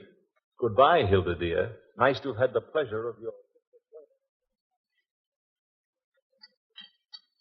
Gee, with that big bundle of chow in me, I'm a new man. Don't tell me you're not going to have another piece of pie. No, I'm filled up clear up to here. Cigarette? Thanks. Hold the light. Sure. Here you are. You know, Johnny, you did all right hocking that old gun for $4. Funny speed it gives that old guy about it belongs to your grandfather. Present from Jesse James. You really think him up. Paper, latest edition. Paper, mister. Read all about the East Side killing. Yeah, here, son. Thanks, mister. Read all about the big murder. Read all about it. Paper here. It's the latest edition. Paper.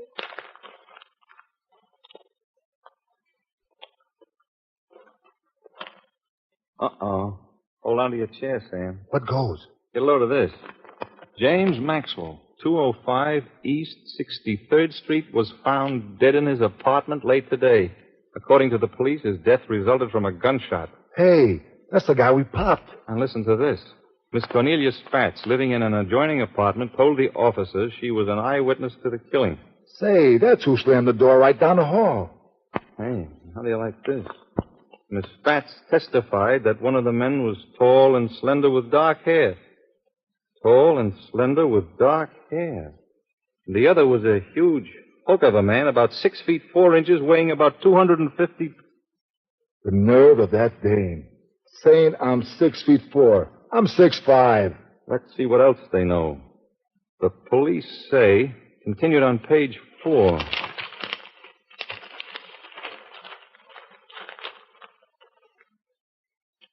Here it is. An old-time Navy Colt revolver is missing from a gun rack on the wall and may have been the murder weapon. They are scouring the city for such a gun, which may provide a clue to the killers. Come on, we got to move fast. Where are we going? Get the gun out of hock before the cops beat us to it. It's got our fingerprints all over. What an alley. Black as your hat. Yeah. Come on, open up! Maybe the old guy don't live in the back. Yes, he does. There goes a light. Here he comes. The Navy Colt man. I want to get the gun out of hock. No. I keep dreaming about Indians. And I got to go back and shoot them. Come in. Let's make this fast, will you, Pop? Here's your $4. Getting me up out of such a nice sound sleep. It's $4 it comes to. All right, here's your 4, and here's your ticket. I'm glad to get rid of this thing. It scares me to look at it. See you later, Pop. I hope not.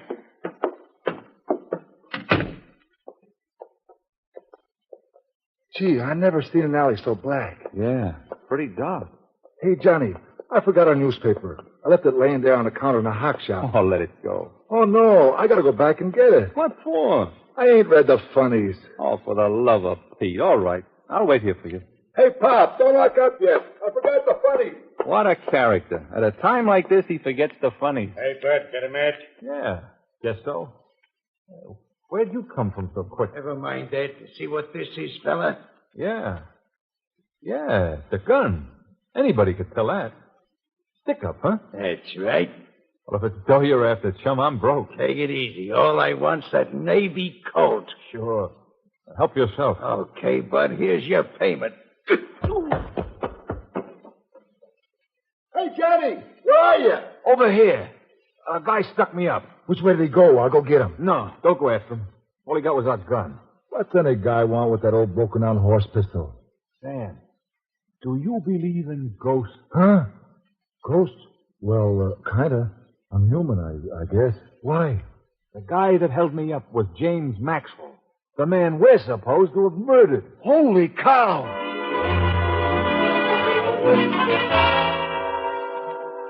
R-I-2-8-4-2-2. How do you know that's Hilda's number? Gotta be. The only Nelson in the phone book on Park Avenue. Kind of tough waking the kid up this time of the night. Wake her up. She better wake up. I'll drag her over the head, a little double-crossing. Hello?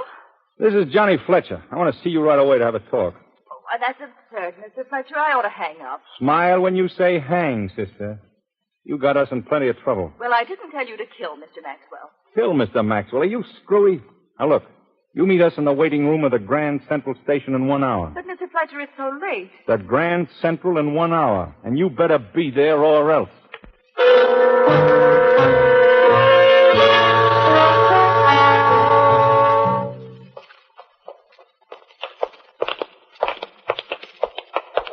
Sit down, Miss Nelson. Sam, keep an eye out for anything that looks like a cop. Okay. Now, young lady, what was the idea of trying to frame me and Sam for the murder of this Maxwell guy? Frame you? I don't know what you're talking about. Oh, yes, you do. You fixed it all up with a spat stain to poke a schnozzle out of a door in time to catch Sam and me doing your rough stuff. That, I don't even know her. Don't give me that.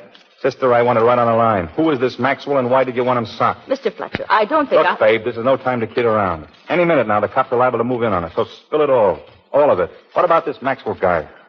Mr. Fletcher, I've kept it all back for such a long time. It's going to be a relief to tell someone like you. I know I shouldn't. Who was Maxwell? Well, he was the son of a man who was once my father's business partner. Well, why did you want Maxwell socked? He kept forcing me to give him money. Lots of money. Blackmail, huh? Yes.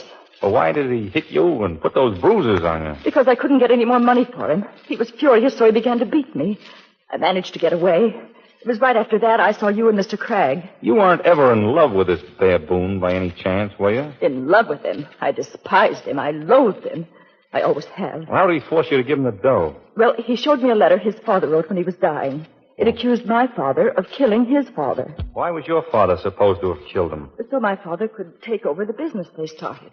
Well, who is your father and what business is he in? He's Helmer Nelson, one of the biggest manufacturers of railroad ties in the country. Oh, I see. Well, why didn't you tell your father? Oh, no, I couldn't do that. Mr. Maxwell said he'd kill Dad, and me too, if I ever did. Hilda, there's something maybe you can explain. The man Sam and I socked was not the man who was killed. What? The man we thought was Maxwell. The guy we hit. Held me up last night and took a Navy Colt revolver away from me. The one I took from the guy I thought was Maxwell. Honestly, Mr. Fletcher, I can't explain that. What kind of looking man was he? Oh, a big gorilla about the size of Sam there. Had a red mustache and a scar across his forehead. Why, that's Carl Streeter. He and Mr. Maxwell hated each other. You sure your old man didn't suddenly get wise to what was going on? I don't really know. Who do you think killed Maxwell? Carl Streeter. You know where I can find him? Yes. He lives at 804 West 14th Street. Why? I'd better have a little talk with him. Come on, Sam, let's go.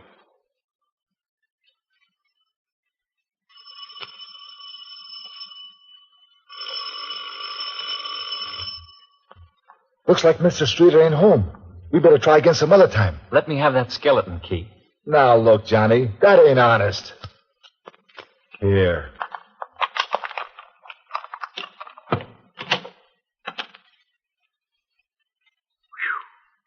Like the inside of a hothouse. Shut the door, Sam. Hey, that looks like our gun on that table. Yeah. We'll take it along so he can't shoot us with it, like he did Maxwell. Gee, Johnny, what if he used to barge in right now? You think of the most unpleasant thing. Look, that door's shut. Maybe he's in there. Let's find out. You think we'd better? This is housebreaking or something. Open the door and quit pretending you're scared. Who's pretending? Who's pretending?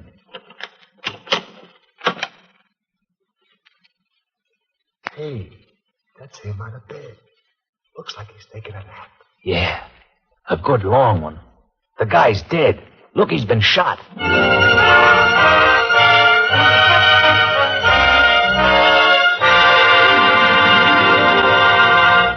You are listening to The Navy Colt, a Johnny Fletcher mystery. Here is the place for your second sales message. You have completed your second sales message.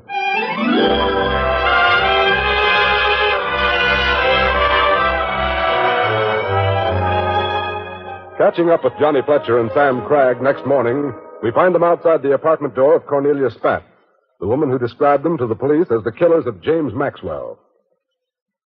Johnny, I think you're nuts. Sticking your neck out like this. Maybe so, but if this dame can really put the finger on us, it's going to be a tough winter. We got to find out. But I'm worried. So am I. Here's the apartment. Miss Cornelia Spatz. Get out of sight. Okay, but be careful.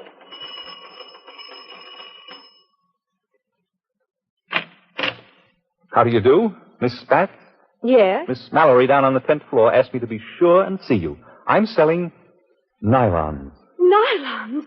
Oh, my goodness. Won't you come in, please? Thank you. You were certainly busy with that typewriter, Miss Spatz. Yes. I'm just finishing up a story. Oh, a real author. What kind of stories do you write? You'd never believe it of me, but they're about crime. Murders, mostly. A charming young woman like you? Well, somehow you're just not the type. Well, they're not exactly fiction stories. You see, I'm the New York correspondent for a Chicago magazine called Cunning Crimes. They use short articles each month about actual crimes. What crime are you writing about now? Oh, I had such a wonderful experience. I witnessed a murder right out in the hall. You actually saw the murderers? Yes, indeedy. And I gave the police a perfect description of them. You know, one of them looked a teensy bit like you. Like me? Yes. But he wasn't nearly so good looking. Oh, Miss Spatz. I can hardly wait to read your story when it comes out. Now, how about the nylon? Shall I write up your order for, say, 6 pairs? Oh, no, I'll take a dozen. And I'm sure I can get a lot more orders for you from the girls. You see, I'm president of the Pen and Eraser Club. We're all writers, you know. And they'll be simply thrilled to death when I tell them about you. I mean selling nylon. Oh, that's wonderful of you, Miss Spatz. How can I get in touch with you when I've seen the girls? Oh, here, I'll write it down for you. Johnny Fletcher, Eagle Hotel. Oh, thank you, Mr. Fletcher, and I'm awfully glad you stopped in. Goodbye.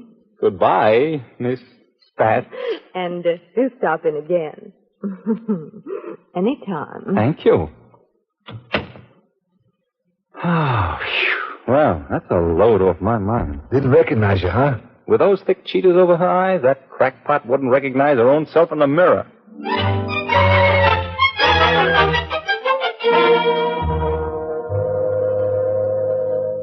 Mr. Nelson, I'll get right to the point.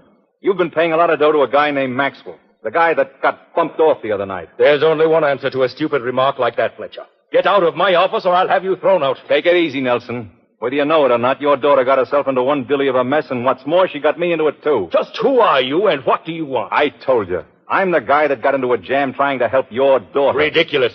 I'm perfectly capable of giving my daughter any help she needs. That's a laugh. Did you know that for years Hilda has been blackmailed by Maxwell? Hilda, too? Why, that... Now, Mr. Nelson, don't speak ill of the dead.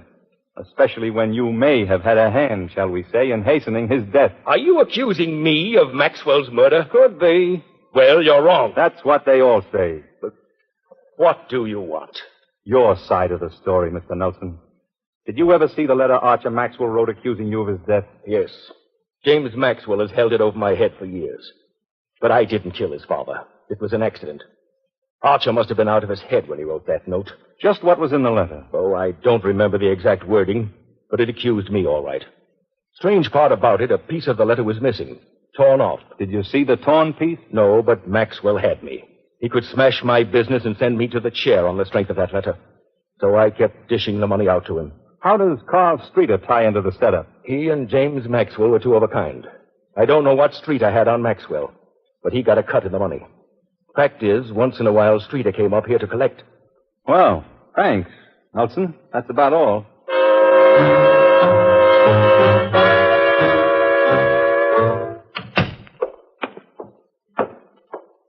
Ain't it funny, Johnny?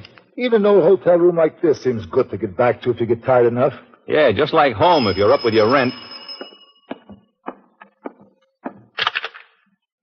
Johnny Fletcher speaking. Oh, hello, Mr. Fletcher. This is Cornelia Spatz. I have some good news. I saw some of the girls, and I have quite a few nylon orders for you.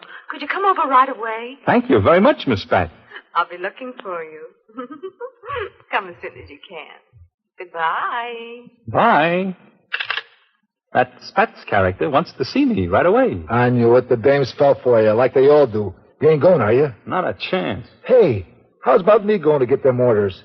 Is she a good looker? Say, now you got something, Sam. We'll both go in, and if she doesn't recognize you either, we got nothing more to worry about. Now, please, Johnny. I was only kidding. I don't want to see her. On the way, we'll pick up the enlargements of those microfilms. Come on, you big...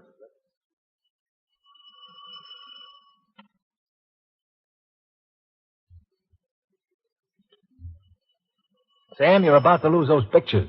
Shove them down further in your pocket. Yeah, I'll watch him. Johnny, I'm worried.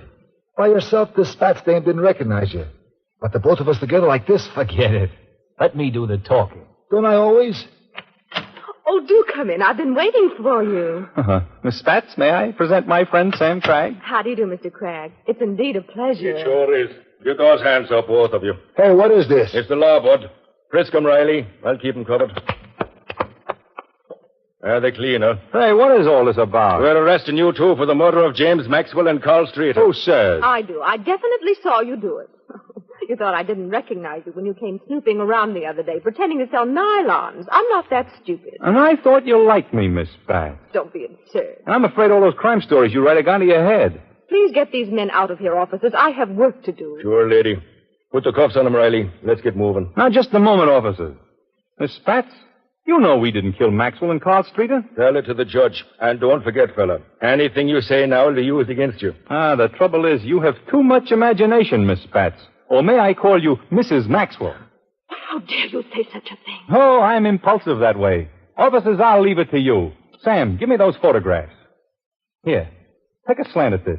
It's a photograph of the marriage license of Cornelia Spatz and James Maxwell. Yeah, that's right. Well, suppose Mr. Maxwell and I were married. What of it? Nothing. Except that you would have cause to become very jealous when you imagined your husband was falling for Hilda Nelson. Well, he was falling. Maybe so. But Hilda Nelson's a swell kid. Your husband couldn't get to first base with her. It's beginning to look as if you're the one who has too much imagination, Mr. Fletcher. Oh, no. The fact is, you've been masterminding the blackmail deal against Hilda and her father for years, and you were getting fed up with having to split the dough 3 ways. Everything you say is absolutely absurd, Mr. Fletcher. Oh, no. You really worked it out slick, Cornelia. You took the apartment next to your husband so you could keep everything under control and still not be suspected of anything. Then... Officers, will you please take these men away? Lady, looks like that guy's got something. Go on, bud. Well, Cornelia, you were scared of being tied into the deal if anything ever went wrong, so you had a copy of your marriage license made on microfilm and hid it in the chamber of the gun. Then you destroyed the license. Look at this other film, officer. What's it all about? It's the photograph of the original letter that Cornelia and her playmate blackmailed Hilda Nelson and her father with. It was made before the corner was torn off. You see? The letter actually clears Nelson of any suspicion of killing Archer Maxwell. That's why Archer wrote it. But the way it's worded, with the corner missing, it becomes a perfect accusation. Gee, Johnny, you never cracked to me you had this all figured out. I didn't. Till we picked up those film enlargements on the way here. What's all this leading up to, Fletcher? To the fact that Sam and I didn't kill James Maxwell and Carl Streeter. It was Cornelia Spatz. I did not. You can't prove that I did. How do you think she killed him, bud? Oh, that little fracas Sam and I had with Streeter, thinking he was Maxwell, was just what the doctor ordered for her. She waited till Carl Streeter had gone, then she stepped across the fire escape to her husband's apartment and shot him. And what about Streeter? Oh, she got afraid of what Streeter might say if the cops picked him up. So she went to his apartment and killed him. That's right, isn't it, Cornelia? Here's my answer to that. Get her gun, Sam! Oh, let go of me. Let go of my arm. Oh. Well, sister, that settles it. Same as a written confession. Put the bracelets on her, Riley. Oh. Nice going, fella. You done some nice figuring on this one. Thanks. I'm sorry it had to be a dame.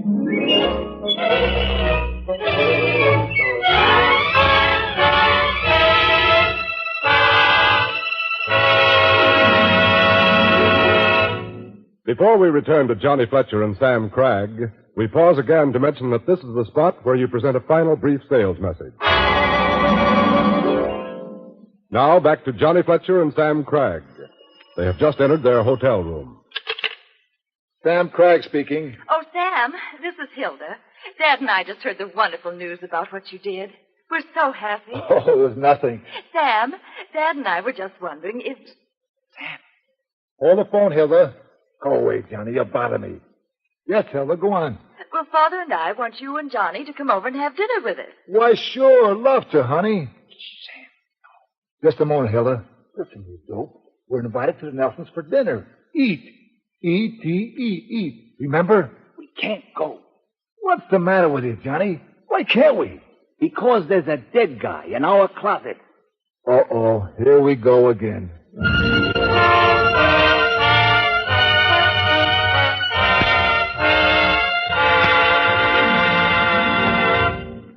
sure to be with us next week when we bring you another best-selling Johnny Fletcher mystery by Frank Gruber entitled The Mighty Blockhead, and starring Albert Decker and Mike Mazurki.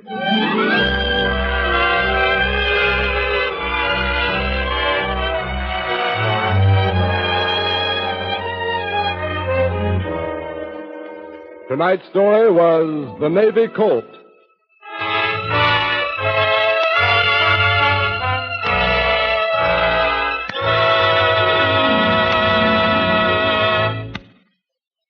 This program was produced in Hollywood's Radio City. This is NBC, the national broadcasting company. Welcome back. Well, with that sort of con man angle, it's almost feels like a predecessor to the Rockford Files, though not obviously not quite the same quality. Now, the big reason I chose this actually is because of Mike Mazurki, who of course played the role of Sam, and he's probably best known to classic mystery fans for taking on the role of Moose Malloy in Murder My Sweet. And I loved him in that role because he projected such toughness, such bigger-than-lifeness. Particularly for that era, I think people have gotten bigger both in terms of height and girth. But they really made him a giant in that one. And it comes through in the voice. According to the information I read, this was not, even though this particular Johnny Fletcher series was not picked up, ABC ran its own Johnny Fletcher series starting in 1948 and ended up running for 26 episodes. And the star was Bill Goodwin, playing the role of Johnny Fletcher. And I could so see Bill Goodwin in that role.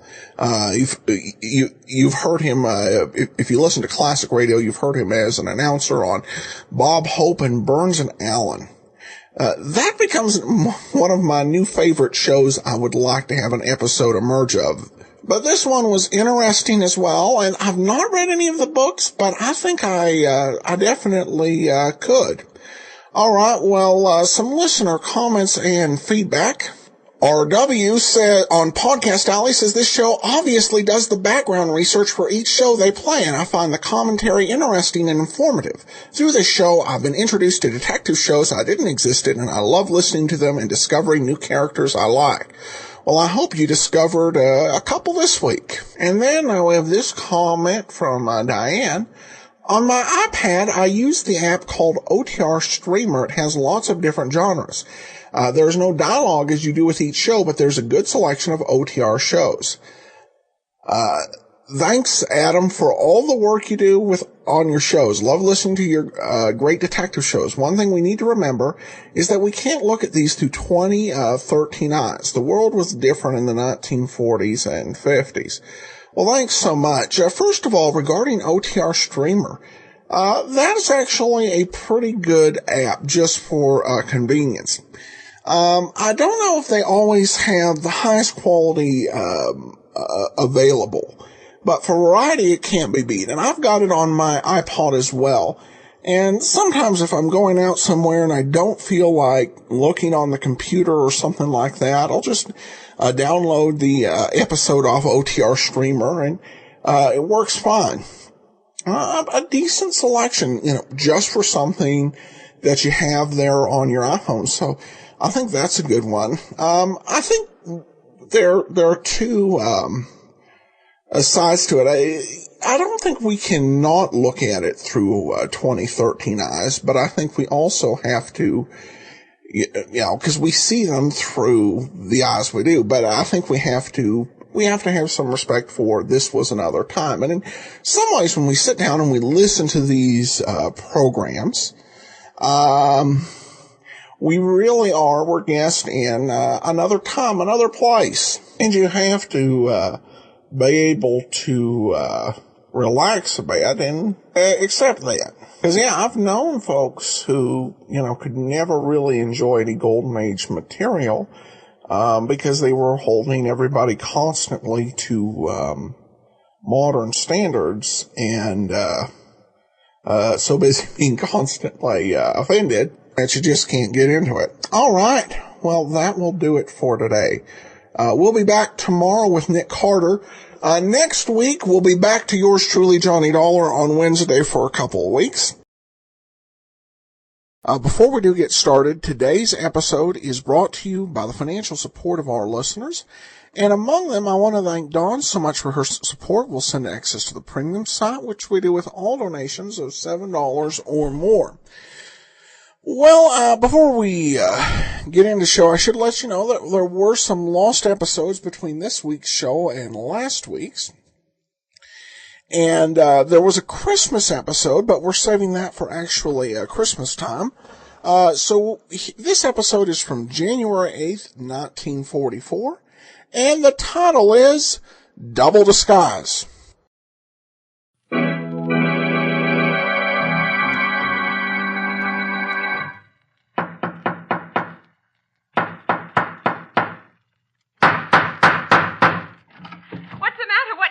Another case for Nick Carter, Master Detective.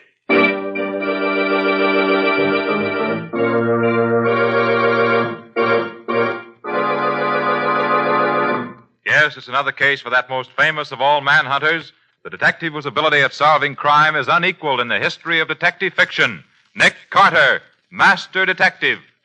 Tonight's curious adventure, The Double Disguise, for Nick Carter and the mystery of the kidnapped heiress.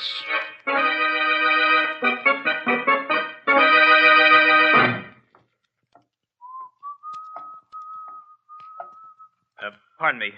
Could you tell me which way to Bond Avenue, please? Bond Avenue? Why, yes. We'll just walk 3 blocks Okay, straight mister. ahead. There's a stick-up. What? Yeah. Hand it over and be quick about it. And what over? Your wallet, of course. Come on. Oh, come now. Isn't it quite late in the evening for this sort of thing? There's nothing funny about this. I mean business. You haven't been in the business very long, have you? That's enough talk.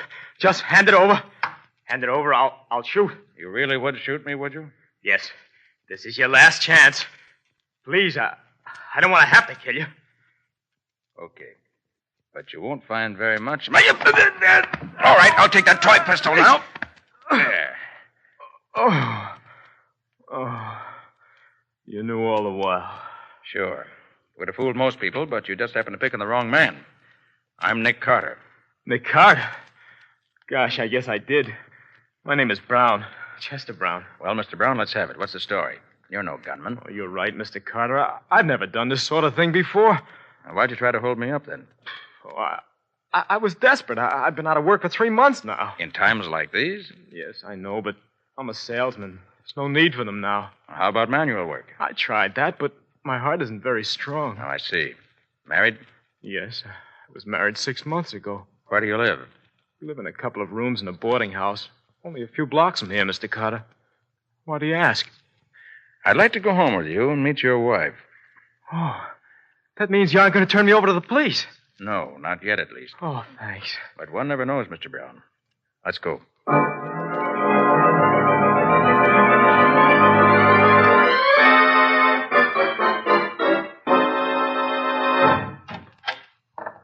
Right this way, Mr. Carter. Stella! Oh, Stella! Stella! That's strange. She isn't home. Maybe she went out for a while. At this time of night? She'd be back by now. What does it mean? Well, it probably doesn't mean... Oh, wait a minute. Here's a note. Perhaps this will explain things. Here, let me have it. Dear Chet, I'll be gone for a few days. Don't worry about me. All our troubles will soon be over. We're coming into a fortune. I can't explain any more now. You're Stella. Well, congratulations. Ah, look what's enclosed. $100 bill. May I see it, please? Oh, here you are. Gosh, I can't believe it. It's too good to be true. Tell me, Mr. Brown, is your wife any rich relatives? Rich relatives? Never heard her speak of any. Mother and father no longer living. Well, she has an uncle, a man by the name of James Spear. He lives somewhere out in Colorado. Maybe it's he. Yes, maybe. What are you doing, Mr. Carter? Just checking the number on this bill against a list I have here. Why? What is it? Mr. Brown, I'm afraid my congratulations were a bit premature. What do you mean? Have you read the evening paper? No, I haven't seen a paper all day. Why? Michael Stillfield, the banker, was murdered last night. $10,000 was stolen from his private vault in one of the cleverest safe-cracking jobs seen here in years. Yeah, what's that got to do with this? The stolen money consisted of $100 bills. So what? The bill your wife left for you was one of those stolen by the murderer. Oh, but Mr. Carter, she had nothing to do with that. I feel sure of that, Mr. Brown. Well, then why should you want to... Suppose you went out tomorrow morning and tried to spend that bill. What would have happened? Why, Oh, I see. I'd have probably been arrested as the murderer. Exactly. But why did she leave that bill for me? Because she's as much a victim of this frame-up as you are. Brown, if my hunch is correct, someone's trying to make trouble for you and for her. Oh, but Mr. Carter, Now, look, why Brown, should... Don't ask questions yet. Just listen to me. Pack up a bag and get out of here tonight. Go to 73 Bleecker Avenue. That's a rooming house run by friends of mine on the other side of town. Sit tight until you hear from me. Don't tell anyone where you are and don't use your right name. But suppose my wife comes back. I said to leave it all in my hands. Oh, but why Now, should don't be a fool. If you don't follow my directions, you may be dead before morning.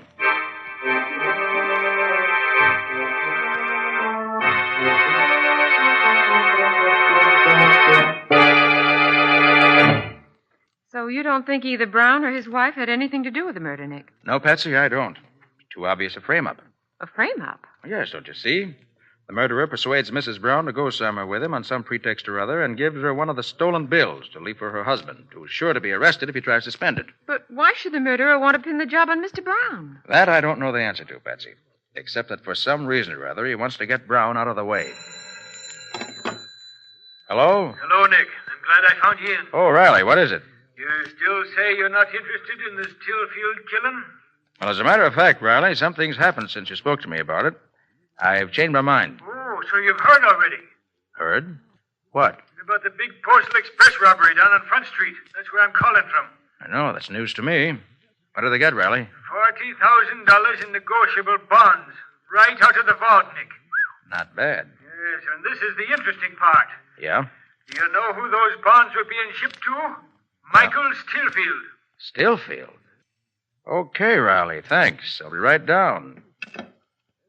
Well, Patsy, this thing gets more interesting by the minute. Let's go.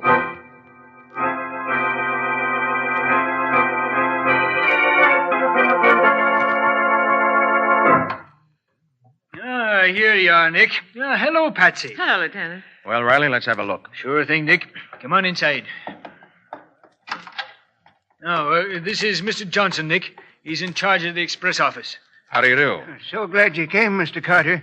Nothing like this has happened in the 30 years I've been with the company. Well, I suppose there's always a first time, Mr. Johnson. That's the vault over there, Mr. Carter. Oh, thanks. Certainly don't come any finer. That's true, Mr. Carter. Absolutely burglar-proof. Or so we thought. Was anything else taken? No, just the bonds. And they're as good as cash, you know. When did you discover that they were missing? This morning. They were put in that vault last night. I watched the bookkeeper do it myself. I see. And you were the one who closed the vaults? That's right. I closed it and adjusted the time mechanism myself. Well, seems to be intact. That's just it, Mr. Carter. I can't understand it. Neither the vault lock nor the time attachment have been tampered with. It looks like the devil's own work. It's absolutely incredible, Mr. Carter. But there you have it. The safe was open and the bonds are gone. Well, what do you make of it, Nick? There aren't many men who could have pulled off this kind of a job. Oh, you're right there, Nick. As a matter of fact, I don't know anybody but Nick Carter who could have done it. He's that handy with locks of all kinds. You have some idea, Mr. Carter? You say the bonds were put in the vault last night? Yes, that's right. About what time would you say? Well, we received them from the west on the 5 o'clock train. Hey, did you say from the west? Well, yes, they came from Colorado. And they were addressed to Michael Stillfield? That's right. And they were put in the vault a little after 5. And as you already know, that's the last we were seen of them. Thank you, Mr. Johnson. I don't think we need bother you any further. I do hope you'll be able to track down that thief. It's more than a thief you've put me on the track of. The man we're looking for, Mr. Johnson, is a murderer.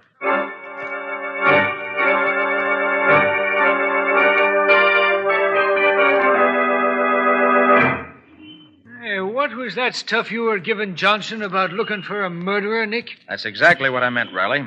You mean there's a connection between the murder of Michael Stillfield and this robbery, Nick? You catch on fast, Patsy. How do you figure it, Nick? Well, in both cases, it was Stillfield's property that was stolen. And in both cases, there was a remarkable safe-cracking job, right? Yeah, there's no doubt about it. Looks like it could be the same ones, all right. And you recall where Johnson said those bonds came from? Yes, from Colorado, Nick. Well, sure, I remember her saying that, but what's that got to do with it? Just a hunch, Riley. But judging by the way these two safes were broken into, I think I know who probably did it. Who? Clint Bartow. Clint Bartow? Oh, you're having me believing the dead come to life again, Nick. Why, don't you remember? He was reported dead 5 years ago up in Canada someplace. Yes, but where Clint Bartow's concerned, I don't have much faith in that kind of a report. He's the most dangerous and resourceful criminal on the continent. Riley, I wouldn't be surprised that he had that report circulated purposely. Well, now, I hadn't thought of it that way. Furthermore, I suggest you make a thorough check on the background of Michael Stillfield, the murdered banker. An idea there may be some interesting facts turned up. Okay, Nick, it's as good as done. When you get the information... Well, What is it, Nick? we're being followed. Huh? Well, not for long we won't be. Now, just let No, me... wait a minute. I want to handle this my own way, Riley. You continue on the way you're going. Patsy and I'll turn up this side street. Okay, Nick. I'll be seeing you. So long. So long, Riley. All right, Patsy, come along this way. Is he still following, Nick? Yeah. He's hanging on, all right. Here. Into this doorway here. Okay. Now what? Well, just wait. He'll be along. Yeah, here he comes now. Stay here, Patsy. Be careful, Nick. Hey, you, what's the idea of following me? What? Who? Me? Yes, you. You've been tailing me ever since... Oh, no, you don't. Hey, let go of me. Ah. I ain't done nothing, mister. No, not yet you haven't. Now talk, my friend. And let's hear something interesting. Okay. I was tailing you. That's what I thought. What's your game? Oh, not my game. It was some bloke I met near the express office. Yes? What about this bloke? Well, he says there's a 10 spot in it for me if I keep an eye on you all day. You know, see where you go and what you do. Well, then what? Well, that's all, mister. And I was supposed to report back tonight at 8 with a dope and get paid. I see. Where were you supposed to report back? Beach Street, opposite the railway station. What did this man look like? Oh, you can't miss him, mister. He's about 6'6", dark hair, and he has a long curved nose. Wow, so he's the one. Oh, you know him, huh? Yes, I think I do. You were offered $10, you say? Here's 20. What for? For forgetting all about reporting back, see? Oh, I get it. Sure thing.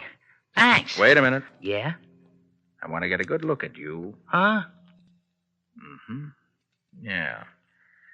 Okay, I shan't forget what you look like in a hurry. Now beat it, and remember, stay out of my way. Okay, mister. All right, Patsy, come on. What now, Nick? We're going back to the office.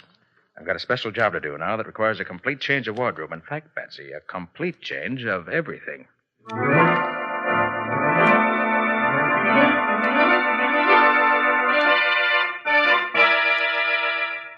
There, that does it. Hand me that mirror, will you, Patsy? Mm-hmm. Here you are, Nick. Not bad. Well, Patsy, do you think I look like the man who was following us? Simply perfect, Nick. Why, I positively couldn't tell the two of you apart now. Now, the voice.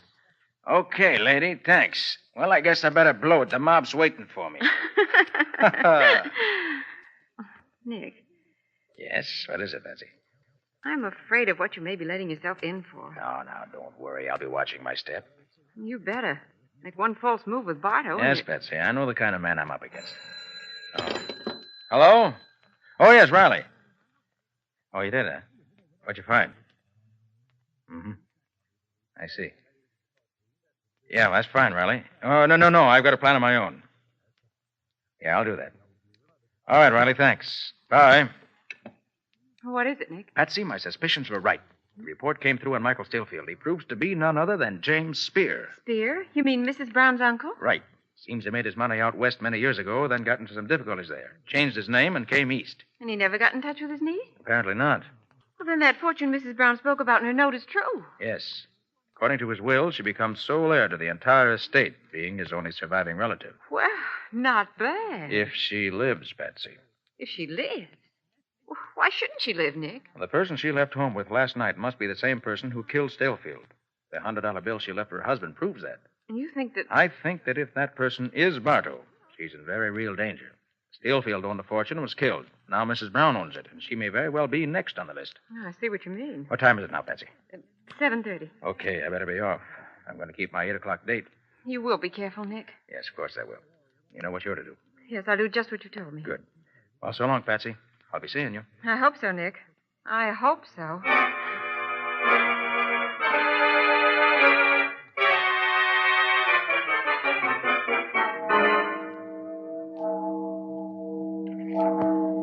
Now, 8 o'clock. And this is the corner, all right.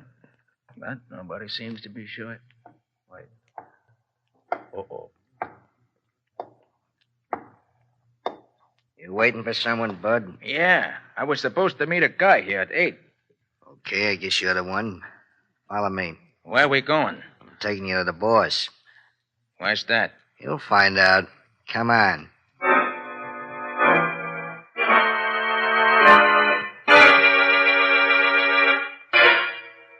Here we are. Just a minute. It's me, boss. Is this the guy, boss? Yeah. Come in. Close the door, Malone. Well, what'd you find out? I followed the guy like you said. Well? How about that 10 spot you promised? Don't worry, you'll get it. Now, what happened? Nothing. What do you mean? I tailed the guy to a house on Elm Street. He went in. I didn't see him come out all day. I see. Well, okay, you did a good job. Here's the 10. Anything else, mister? I could use more dough. And I ain't particular how I make it, if you get what I mean. Yeah, I get what you mean. You see, I figure you must have some kind of a racket, mister. Very clever reasoning on your part. Yeah. I'd sort of like to get in on it. That is, if you could use a guy like me. Maybe I could. You don't happen to know the name of that man you were following, do you? Never seen him before. Well, it was Nick Carter. Nick Carter? Who's he? Never heard of him, eh? Well, he's just about the greatest detective this side of the Atlantic. Hey, this Carter must be quite a guy. Quite a guy is right. With quite a bag of tricks. He's the one man that stood between me and a fortune on 3 different occasions. Put you in the jug, huh? No, not quite. But on account of him, I've had to lay low the last 5 years. Now I've got another fortune within my grasp, and he's not going to stand in my way again. No, sir. I'll see to that. Yeah, worked out a scheme, huh? Yeah. Beautiful one. Beautiful and simple. He's going to be hoist by his own petard. Come again? One of his own great tricks is going to be his undoing. I don't get you. All right, Nick Carter. You can come out from under that trick voice now. Keep him covered, Malone. Yeah, right. Well, congratulations, Bartow. I was sure I had you fooled. It was a neat job, Carter. Your resemblance to Trigger is absolutely uncanny. Trigger? Yeah, one of my own men. Oh. It was all a frame, and you fell for it. Knowing you and your tricks, I figure that's exactly what you do. And now that I'm here, what do you propose to do? Something I should have done a long time ago. This is the end of the road for you, Carter. Bartow, I think you're bluffing. Oh, you do? Yes, I do. Why'd you have to go to all this trouble? You could have had one of your men shoot me in the street. No, Carter, I had a special reason for wanting to bring you here alive. Yeah? What's that? I wanted to see the look on your face when I opened the door to this inner room and you saw this. What? Chester Brown? Yeah. And I assure you he wouldn't be sleeping so peacefully if he knew what I was planning for him. And for you. Hey, you, wake up. Wake up. You've got company. You gave him too much of that dope, Malone. You might have killed him. So what, boss? Ain't that what you want? Yeah, but I want him to wait until Mr. Carter could keep him company. I want them to go out together. Come on, you. Wake up. What's all of... You may not believe it, Brown, but this tough-looking thug is really our old friend Nick Carter. Oh. Oh, so it's you, Mr. Carter. I thought I told you to hide away at that address I gave you. I did. These guys found out where I was. Did you tell anybody where you were? No, nobody. I just gave my address to my old landlady so she could forward my mail. Right boy, isn't he, Carter? Well, now that I've got you both here together, I'm going to hang you both together. Trigger, Yeah, boss? come in here. Help Malone tie this great detective up while I keep him covered. It'll be a pleasure, boss. Hello there, detective. And thanks again for that 20. Don't mention it. You want this other guy too, boss? Yeah, get him up on his feet. I want to watch them dance together. Yeah. Come on, you. Come on up, sonny boy. And you. Okay, boss. All set. Did you frisk him? Yeah, he's clean. Here's his gun. All right, then. Mr. Carter, what are they going to do? Looks as if they mean to hang us. No, they can't do that. You can't. I haven't done it. You squeal like a stuck pig. Be like Carter. He isn't saying a word. I still don't believe you're going through with this, Bardo. No. Get Carter's rope over the rafter at this end. Put Brown's rope over the other end. No. Come on, Come on now. Up there. There you are, boss. Good. Now a couple of chairs for him to stand on. See here, Bardo. You've nothing to gain by murdering us in cold blood this way. You've killed one man already. You've stolen $50,000. What more do you want? $50,000? That's pin money. Stillfield is worth $5 million. And what about it? That fortune's going to be mine, every cent of it. And you're the only man that might stop me, so I'm taking no chances. I know you're clever, Bardo, but I can't see how you're going to get your hands on Stillfield's money now that he's dead. On the contrary, Carter, that's what makes it all so simple. Because it makes Mrs. Brown his sole heir. And Mrs. Brown has been led to believe, by something that I said, that I'm a lawyer. And she's already turned over to me all the credentials necessary to claim her uncle's fortune. I'm sure my own wife will have no trouble at all convincing the real lawyers that she is Mrs. Brown. The real Mrs. Brown, poor woman, won't be with us very long, I'm afraid. Oh, you fiends, you devil! Get after you! Oh. So that's your devilish scheme, is it? Yes, and it's a scheme that I'm sure is going to pay off. I don't think so, Bardo. What do you mean? You really don't think I was foolish enough to come up here without taking certain precautions. Such as what? The police know exactly where I am. I'm afraid the laugh's on you, Bardo. Yeah? Look out of the window, Trigger. Okay. I don't see nothing. Hey, wait. Say, there is a cop across the street. What's he doing? Just stand there. Hey, maybe there's something to it, boss. Let's get this thing over with and beat it. Okay. Maybe what you said was so, Carter. It isn't going to help you much. Get them up in the chairs, boys. Right. Come on. Up you go. Come on, up you go. Yeah, that's it. Are the ropes tied fast, Malone? Yeah, boss. Both of them are okay. Well, goodbye, Mr. Brown and Mr. Carter. No, you can't! Ropes, okay. in the street. Kick the chairs away, boys. No, you Dance, Carter, dance! All right, boys. Let's get back to the hideaway.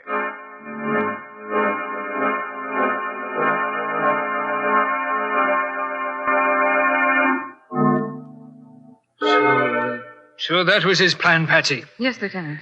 I see. And if Nick didn't come out in a half an hour, we were to go in after him. The time's just about... Oh, look, Lieutenant. Huh? What is it, Patsy? Those 3 men leaving the building. They're getting into that car. And in an awful hurry, too. Come on, Patsy, let's go in. Nick! Nick, where are you? Nick Carter, are you here? Try this door. He's not here. Try that one over there. He's not here. It's getting so dark, you can't... Here I am. Hey, Patsy, listen. Here I am. Oh, Nick, are you all right? Let me find the light here. Oh, Nick, what's happened? What are you They telling... tried to hang us. Hang you? Who's that with you, Nick? That's Brown. Nearly passed out. Oh. But I think he's going to pull through now. Oh, Nick, are you all right now? Yeah, I'm okay. My throat's pretty sore, but I live long enough to see Bardo and his men behind bars. Oh, take it easy, Nick. There's time enough for that. No, there isn't, Riley. Patsy, you stay here with Brown. Look out for him. Riley, where's your car? It was just on the block. Why? We haven't a second to lose. We got to follow Bardo. Huh? Every minute counts now, and a woman's life's at stake.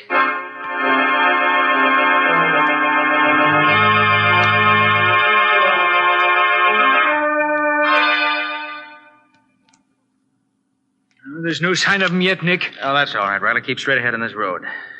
Hey, do you have an extra gun in the car? Yeah, you'll find one under the seat there. Good. Oh, yes. Here it is. Well, how does your head feel, Nick? Much better now. How did you ever get loose, Nick? They actually had you strung up, didn't they? They sure did. I can still feel it. Well, how did you do it? After they tied my wrists, I got Bartow to talking. That gave me time to work him loose. Oh, you mean you swelled your wrists when they tied them so that when you relaxed, they'd be so much smaller, huh? Mm-hmm. Except that having my hands free wouldn't have helped me much if Bartow and his men hadn't left right away. Fortunately, they saw you coming across the street, and they ran as soon as they strung us up. Well, what did you do then, Nick? By that time, I'd worked my hands loose. So I grabbed the rope above my head and pulled myself up. Phew, that was close. Yes, it was. And I cut the rope with a little trick knife that's built into my tie clasp. I never thought to look for one there. Then I cut Brown down. Poor fellow, he was almost gone. Well, thank heavens you outsmarted them, Nick. And as for Bartow, that dirty, murdering, no-good scoundrel... Oh, look, I Riley. could... Huh? There's a car ahead of us. Oh, was that the right one, Nick? Let me see. There's so much dust on that. 3J20R7... Is that last... Oh, 6. Yes, that's the car. All right, now take it easy, Riley. I don't want him to get suspicious. Right. Yeah, they're turning up that dirt road there, Nick. Shall I follow them? Say, I know where that hideout is now. Oh, you do? Yes, must be the old Fairbanks Cave, not far from here. Bartow used it before. You stop the car here. If luck's with us, this is the end of the trail. And the end of Bartow.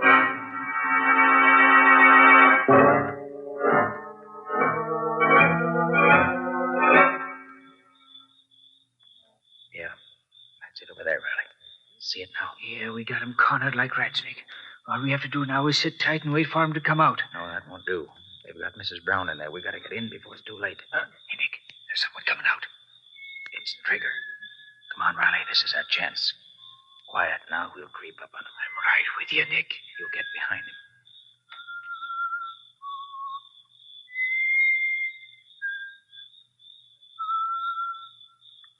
Oh! Ah, that was worth $20. Now for the boss himself.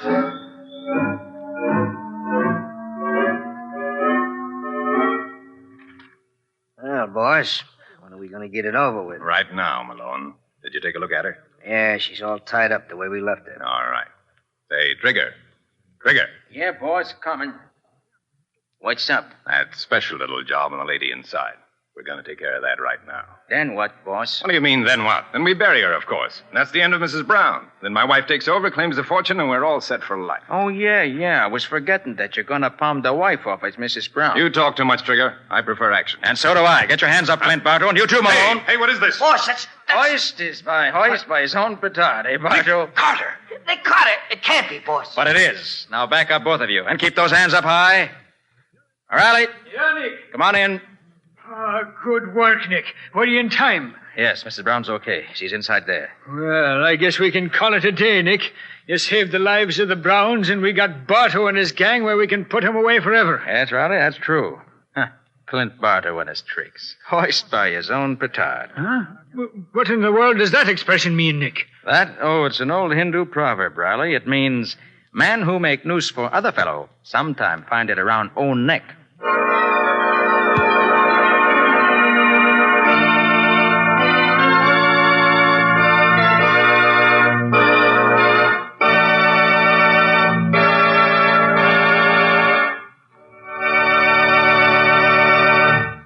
This has been another of the strange adventures of Nick Carter, Master Detective, which are brought to you regularly at this same time by WOR Mutual.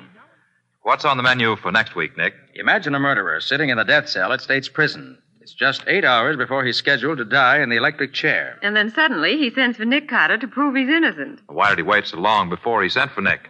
Well, that's all a part of the story, Joe. But I want to tell you that the next 8 hours are about the busiest 8 hours that Nick ever spent. And was he innocent? That's also a part of next week's story. In other words, Mr. Ripley, we're just not telling anymore until next week. So I see. But I think when you've heard it, you'll agree that it's a story well worth hearing. So long. So long, folks. So long to both of you for another week. In the strange adventure you have just heard, Nick Carter was impersonated by Lon Clark, Patsy by Helen Choate. The story was written for Nick Carter by Ralph Berkey. Original music was played by Lou White. The entire production was under the direction of Jock McGregor.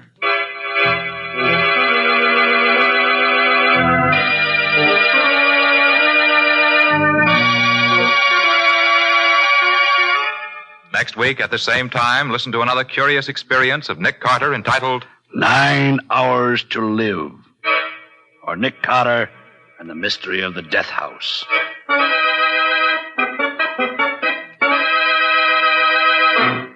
This story is a copyrighted feature of Street and Smith Publications, Incorporated. The Return of Nick Carter is produced in the studios of WOR and is broadcast over most of these stations every Saturday evening at 7 o'clock Eastern Wartime. This is Mutual.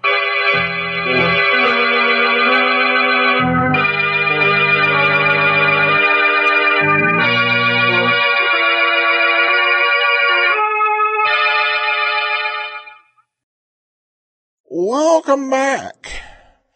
Well, a little shocked that it didn't quite work out for Nick.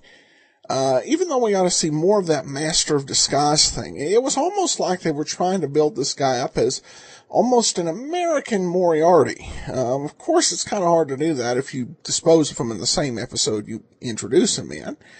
But nevertheless, a pretty interesting episode. I should mention that the lost episodes we had, from November 24th, The Disappearing Corpse, December 4th, The West Dock Street Murders, then The Secret of the Ruined Fort, and the Newsreel Crime. Then they had the Christmas episode.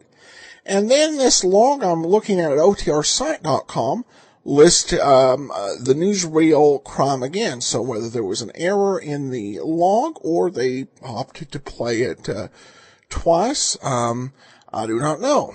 But anyway, that was that for this episode of Nick Carter. Well, now we turn to some listener comments and feedback.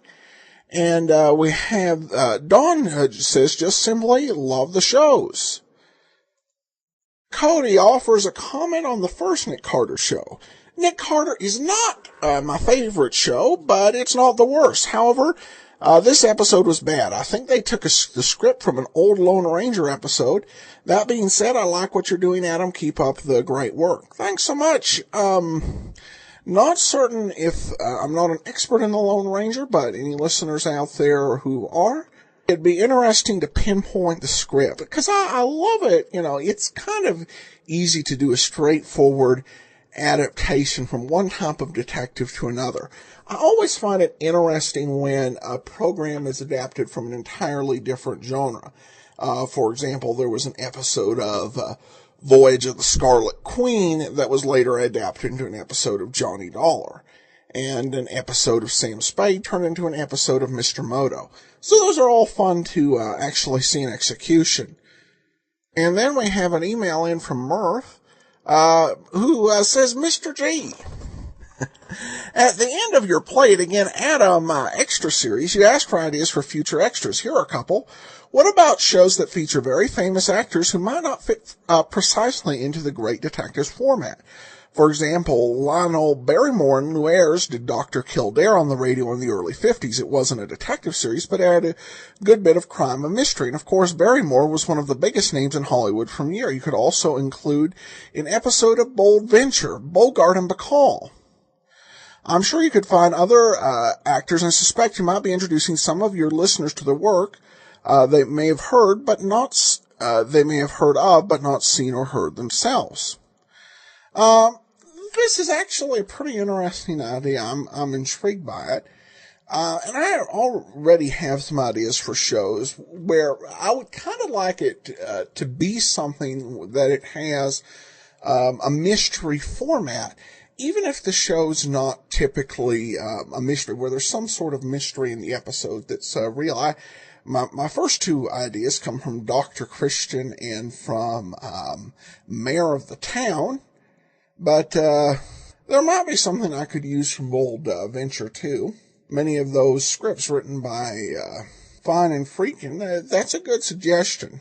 And he says, here's another idea. I imagine you could find shows in which some of our actors are playing very different sort of roles. I don't have examples, but I imagine there were some of Dick Powell and Alan Ladd shows where their characters were very different from what we know from Richard Diamond and Box 13. As you know, a lot of radio actors were extremely versatile.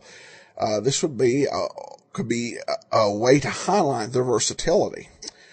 Actually, that's what we do with a lot of the app extras. And we found some very interesting ones with Richard Diamond, with Dick Powell, and with Alan Ladd both. They were, of course, more movie actors who appeared on the radio. So those were not as versatile as some of those we found, for example, for Jack Webb or for William Johnstone. But it could be a thought to bring some of that material to listeners in a special. I know, like with Alan Ladd, we found his guest appearances on Abbott and Costello, and there was one of Dick Powell playing a vengeful fight trainer, and then another one, quite a few from his musical comedy days, which are kind of interesting. So those are both good suggestions, and we'll see what listener feedback is and what seems like a finalist, but I appreciate you contributing to discussion. And he mentions that thanks for the great work you're doing. Sorry and appreciating the funding drive, but I'm a creature of habit and will keep to my end of year schedule for sending a contribution. Well, thanks so much, Murph. And that's part of the reason why we do actually have some extras that we'll give throughout the year now. Because to say thank you to all those listeners who contribute throughout the year in addition to the premium side. All right, well, thanks so much for all your feedback, all your comments, and I appreciate particularly those two really good suggestions from Murph, and I love your suggestions for what we could do.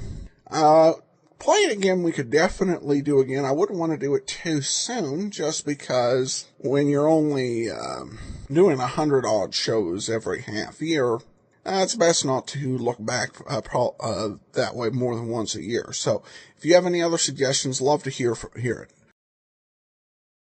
Before we get started, today's program is brought to you by the financial support of our listeners. And I also want to thank you for a couple of non-financial milestones. First of all, we now have 200 ratings in the iTunes store on the main feed. Thanks so much for your support. And also, we have passed 10 million unique episode downloads. So a lot of folks listening to the show really appreciate it. Now it's time to get into today's episode of yours truly, Johnny Dollar. It's time for the Salt City Matter Part 4 and Part 5. From Hollywood, it's time now for Johnny Dollar. Ready with your call to San Francisco. Go ahead, please. Hello. That you, Johnny? Yeah, I'm in Salt City. I'm surprised they have phones there. How does it look? Located Ed Julian yet? I just got here. It looks terrible, and I haven't even located a hotel room. Mr. Gumby, if I have any luck at all, I'll be back in San Francisco by tonight. With Ed Julian? I'll serve the subpoena on him if he's around. From what I've been able to pick up, there isn't much of a law enforcement agency here. You get that subpoena in his hands, and he'll have to answer to it.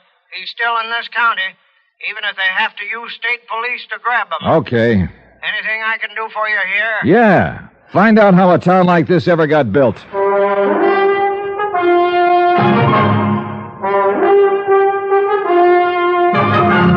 Tonight and every weekday night, Bob Bailey in the transcribed adventures of the man with the action-packed expense account, America's fabulous freelance insurance investigator. Yours truly, Johnny Dollar.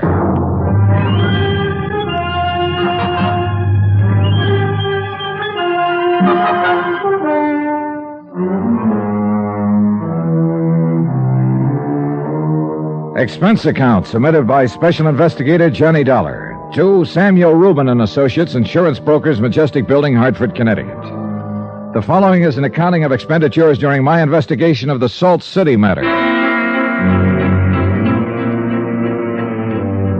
It all started when Sam Rubin asked me to bodyguard Ed Julian. Julian was supposed to be in San Francisco, but I never saw him there. I saw his wife and his lawyer and the insurance agent who had sold him the policy, but no Ed Julian. And then a clerk at his apartment told me about Salt City. He didn't tell me much else. I found the rest out for myself. I checked my bag in a station locker and walked over to the Salt City Bar and Grill. Expense account item 12, 10 cents, coffee. Just getting on the train? Yeah, a few minutes ago. Everybody calls me Connie. Everybody calls me Johnny. That's nice. Never seen you around here before. Well, I've never been around here before. Gonna stay long? I hope not. No fault of yours. I can't blame you. As soon as I get a steak for myself, I'm pulling out, too. All kinds of funny things going on around here. Now, for instance, last week hello,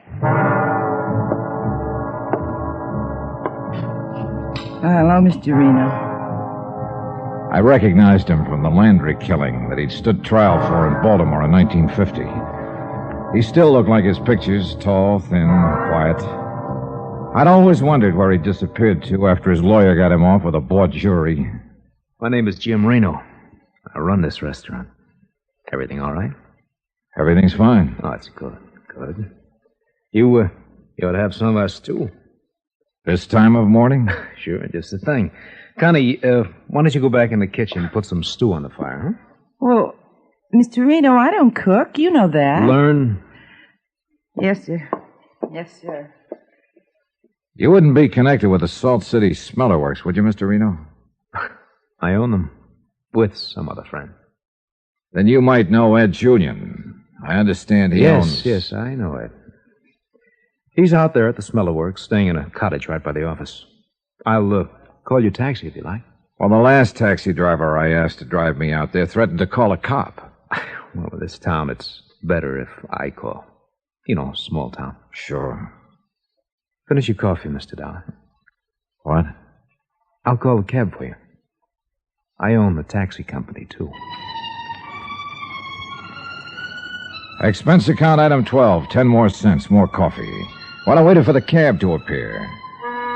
Somehow I wasn't surprised that Jim Reno had been able to read my name in the coffee grounds. But by that time, I'd learned not to be surprised by anything in Salt City. Item 13, 50 cents tip. The cab ride out to the Smeller Works was on Mr. Reno. The chimneys and stacks were dark and sullen against a gray storm-gathering sky. The only sound was a gasoline generator somewhere. Lights were on at intervals across the smoky area. One dim light burning in a little yellow cottage just inside the main gate caught my eye. No one seemed around to ask questions of me, so I walked in. Ed Julian and another man I didn't recognize were sitting in chairs opposite each other. Neither of them moved or flicked an eyelash. They just sat there, propped up, staring at each other. I got closer and decided one could get surprised in Salt City. They weren't dead. Dead men don't perspire. Dead men don't have pulses. Dead men don't breathe. They were just kind of in between. If you ever walk into a house in Salt City and find two men just sitting in a room, quietly staring at each other, and they aren't dead, turn around and walk out. Johnny Dollar. Don't fall down on your hands and knees and crawl around the floor like I did. Don't start to laugh to yourself about nothing at all. Don't get weepy and perspire. And don't prop yourself up against the wall and wait for something to happen. Then I could see somebody standing beside me looking down. I couldn't move my arms or my legs, and that seemed pretty funny. Somebody laughed about it. Then it came to me I was doing the laughing. The noise was coming out of me. Somebody leaned down and took my gun out of my shoulder holster. He was wearing gloves and dark glasses. And then all at once he had a face. Easy, Dollar, easy. I'll just take this. Sure, I know all about it. All about it. What is this? You came to town looking for Ed Julian so you could protect him. Maybe serve a subpoena. Get him in jail. Well, Ed don't need no protecting. You can see that. He don't need no subpoena. He don't need anything, Dollar. Not now. You hear me? I hear. You slipped me something at the cafe. Nah, don't you worry about that. You see, Dollar, you were just out on a regular job for Sam Rubin. But you got in a fight in Ed's place in San Francisco, bashed up a couple of his boys. You came over to Salt City looking for him. You walked in this place, and Ed was sitting here talking to Chili Winters. That other fellow's Chili Winters? Nah, you're getting it. Chili Winters, a big powder from the East. Bad boy. Ed didn't want you to protect him, did he, Dollar? No, he didn't. He didn't want to take the subpoena. No, he didn't. So you argued with him, didn't you? No. You argued with him like you did with a pair of his boys in San Francisco. You beat them up. Well, Chili got into the argument here now, didn't he? Chili might have pulled a gun on you. He was famous for that. I don't know what you're talking about. And you had to protect yourself. You just pulled out your gun and you shot them both. Like this. Oh, no, you... Well, Dolly, you just shot and killed Ed Julian and Chili Winters. As good a job as anyone in this town ever saw. And I saw it. Guess I'll have to call the police. An autopsy report will show they were drugged before they were killed. And how are you going to explain that? We don't believe in autopsy reports in Salt City. All our police need is your gun. It won't work, Reno. Now, Dollar, you know it will. You'll be arraigned, indicted, and tried right here in Salt City. It'll be second degree or self-defense, maybe. Now, if I'd have done it, or some of the boys had done it, there'd have been all kinds of trouble from San Francisco to New York. This is the way it was figured. This is the way. You walk right into it. Right smack into it. Hey! You crazy fool! You can't do anything! He got to his feet and tried to drag me up with him, and then both of us toppled over into a lamp. And then I had the lamp base in my hand.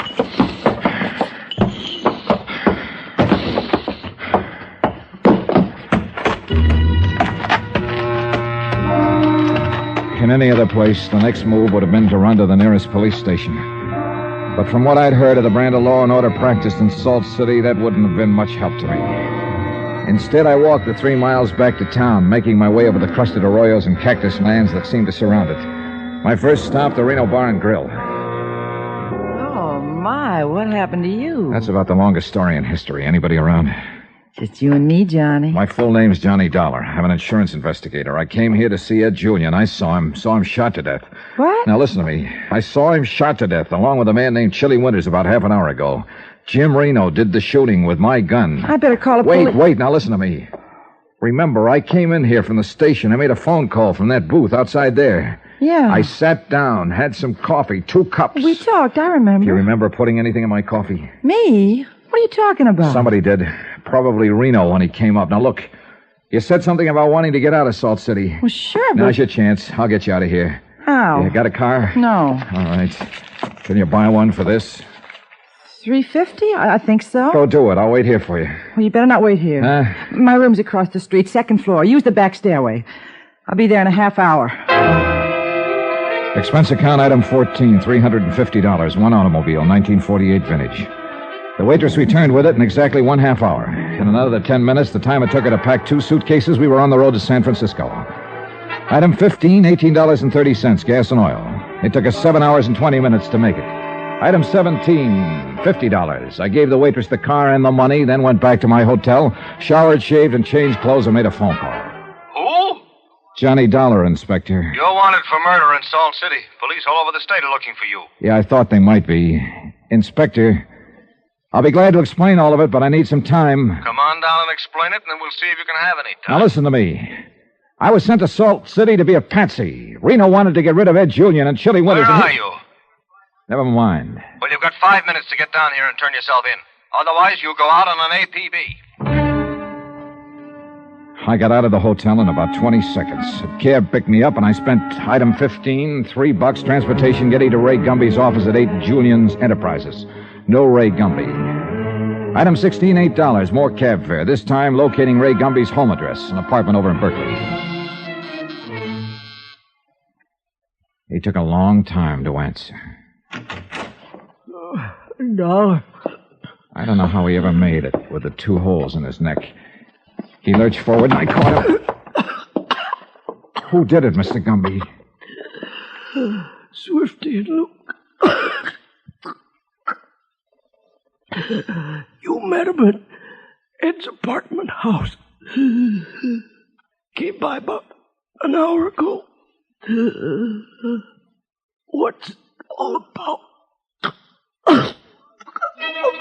Why Johnny. Why?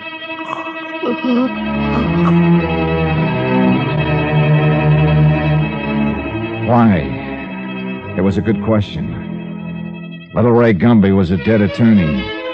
And Ed Julian and Chilly Winters were dead gunsels. Why? Everywhere I seemed to go, people were dying hard, violently, without apparent reason. Why? I had one idea. Same old thing. The feeling, the old feeling. It didn't explain anything. It was just there.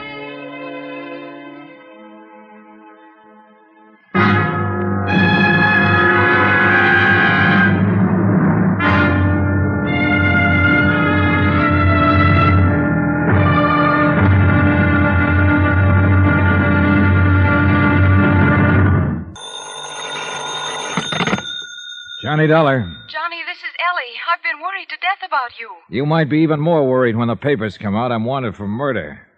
Johnny. Now listen to me. I don't have a lot of time to explain it to a policeman. I didn't kill anybody, Ellie, but I need help. Where can I meet you? If I remember right, there's a coffee shop over Are on... they looking for you all over town? Yeah, I suppose so. We better not pick any place like that. I have a blue Ford convertible, a 52. You know where Fisherman's Wharf is? Yeah? Go there. Watch for me.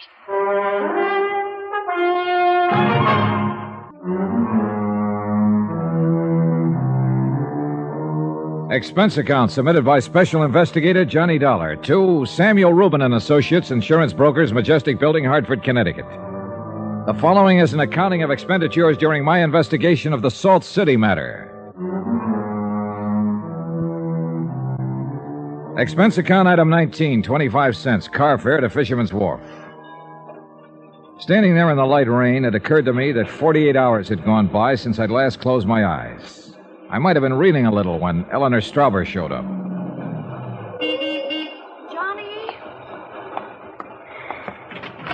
Johnny. Yeah. Johnny. Same old sport. What have they done to you? Oh, easy, kid, easy. Hey, look, maybe we better get out of here. Yes. This way, all right? Fine. Johnny, what can I do to help? Didn't I tell you on the phone I was wanted for murder? Yes. Aren't you going to ask me about that? You'll tell me if you want to, Johnny. Oh, I'm going to tell you, all right. And I want you to go to Inspector Dan Walsh at the Hall of Justice and tell him. Go on. Well, some of it you know, some of it you don't know. I know I'm the cause of a lot of it. If I hadn't been so dumb as to sell that big policy to Ed Julian. You had no way of knowing. My job was to protect him, get him alive, keep him alive until the company could break their responsibility. And I've been trying to do that. But I had to find Ed Julian first. Sure. One of my best leads was an attorney named Ray Gumby. He hoped to get Julian into custody one way or another in jail. That seemed a pretty good way for me to protect him. I got a tip from a hotel clerk that Ed was in Salt City with Jim Reno and some others. Go on, Johnny. Well, I took the train over to Salt City with a subpoena to find Ed. He was there, all right. But Jim Reno found me first. He drugged my coffee, and when I went out to see Ed at the Smeller Works, the drug began to work. I saw Ed and Chilly Winters. They were drugged, too.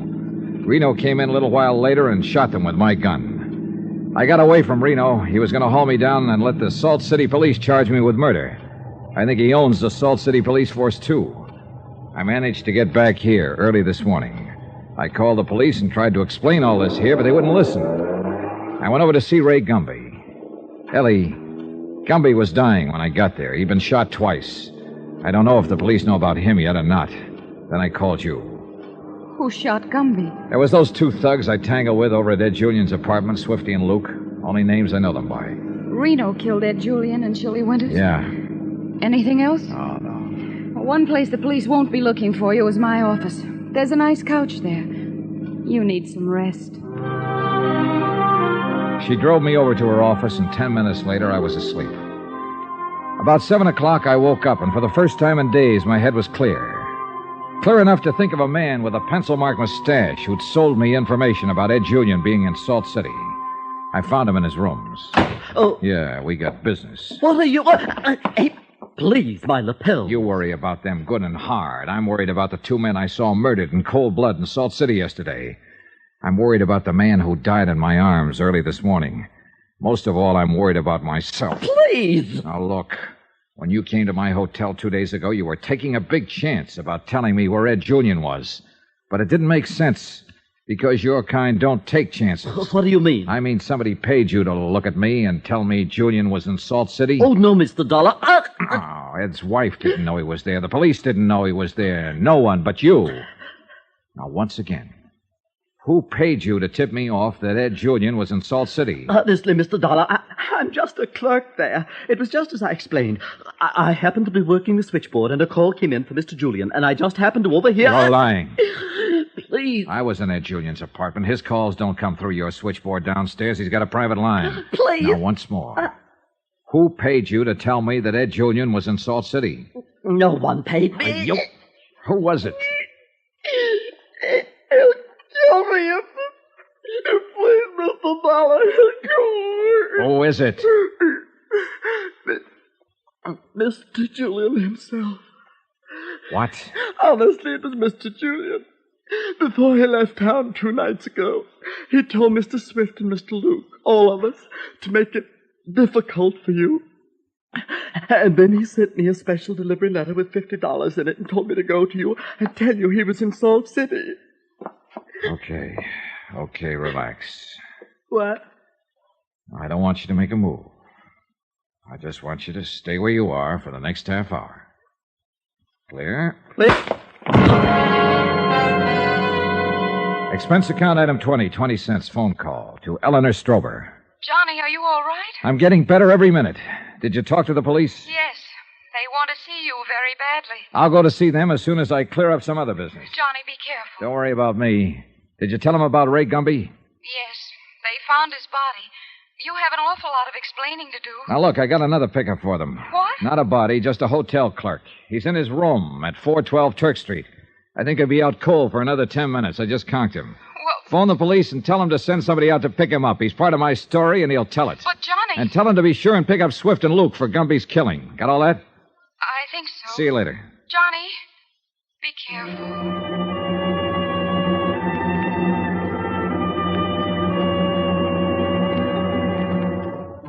It was dark by the time I arrived at the Skyline Apartments and took the elevator to the 4th floor.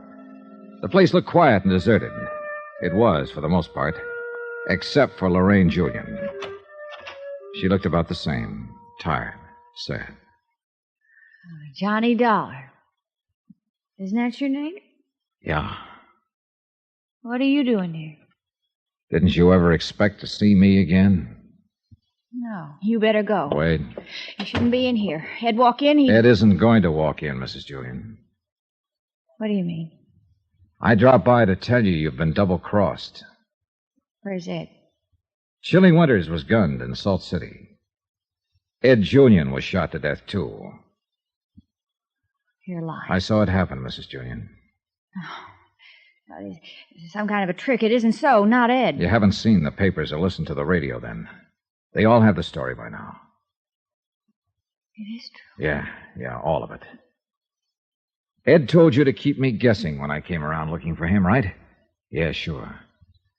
Maybe you didn't know, but you were helping Jim Reno put the finger on him. I don't believe you. Ed can't be dead. Neither can Chili Winters, then, huh? It was Chili they wanted out of the way. They wanted Chili out of the way. Uh-huh. Well, Chili and Ed are out of the way now, and Jim Reno's in command. What a fool. What a fool I've been. I'd have done anything for him. He asked me to get you to go over to Salt City. I loved him. There's no way to bring him back, Lorraine. But you can help me get Jim Reno. How? Will you sign a statement? Anything. Get some paper.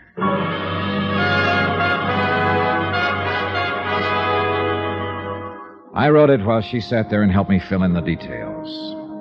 How Ed Julian and Jim Reno planned to get rid of Chili Winters.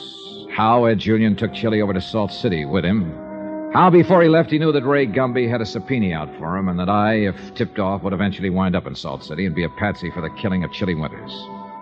Only Jim Reno decided he'd be better off if Ed and Chili were both out of the way. You think this will do any good? Can we get Reno for killing Ed? In a Salt City court, no. But it stands a good chance in this town. How about Gumby? Luke. And Swift... I know. Why? Mr. Gumby knew all about the enterprises. If there'd been any kind of investigation... So they just put him out of the way, huh? Yeah, Nice people. that's one trouble. You never usually ask about the people you fall in love with. You just go ahead and do it. We'd better find a notary public. I have to turn myself into the police. A lot of things have to be explained to them. I think you better get over to Salt City and explain some things there, Donna. Mr. Reno. Yeah. Hello, Lorraine. How's tricks? You killed Ed. Didn't this insurance man tell you that he shot him? Huh? Well, don't you worry. You got $50,000 coming to you now. You want to thank him. $50,000 is a lot of money. Why, you... Easy, sugar. I'm liable to blow your head off. You killed Ed. Well, I did it for this fella. I do, kid. Only room for one guy in our business, and that's me. Kind of figured you'd be here, Dollar. You're a tough man. Come on. You and me, we're going back to Salt City. The police there want to talk to you. I'm still your patsy, huh? You're still it, brother. They want you as bad as ever where I run things. Don't. This thing might go off. Don't move, Lorraine. Is he dead? No, lie still. I'll call a doctor. Once you said I look like a nice girl. Tell me that again. Please. Tell me. Yeah. A nice girl.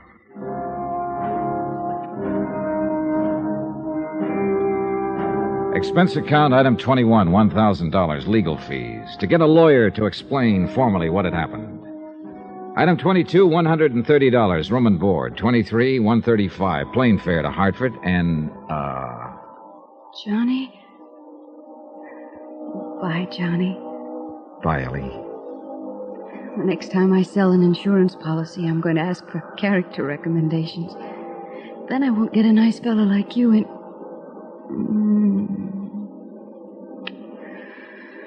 Johnny, will you be back? Well, I'll have to appear as witness against Jim Reno when his case comes up.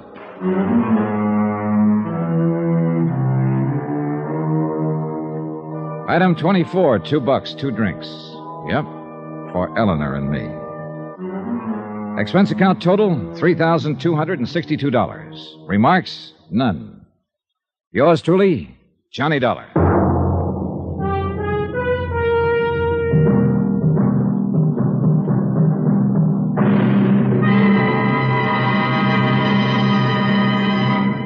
Remember, there'll be another exciting story of yours truly, Johnny Dollar, beginning next Monday night. Next week, proof that a dog's life sometimes isn't so bad.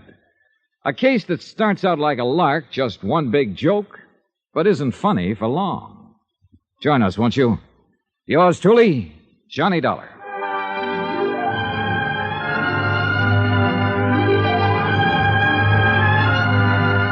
Yours truly, Johnny Dollar, starring Bob Bailey, is transcribed in Hollywood. Written by John Dawson, it is produced and directed by Jack Johnstone. Heard in this week's cast were Barbara Fuller, Gene Tatum, Barbara Eiler, Lawrence Dobkin, Dick Ryan, Jack Edwards, Barney Phillips, Junius Matthews, and Tony Barrett. Musical supervision by Amerigo Marino. Be sure to join us on Monday night, same time and station, for another exciting story of yours truly, Johnny Dollar. Roy Rowan speaking.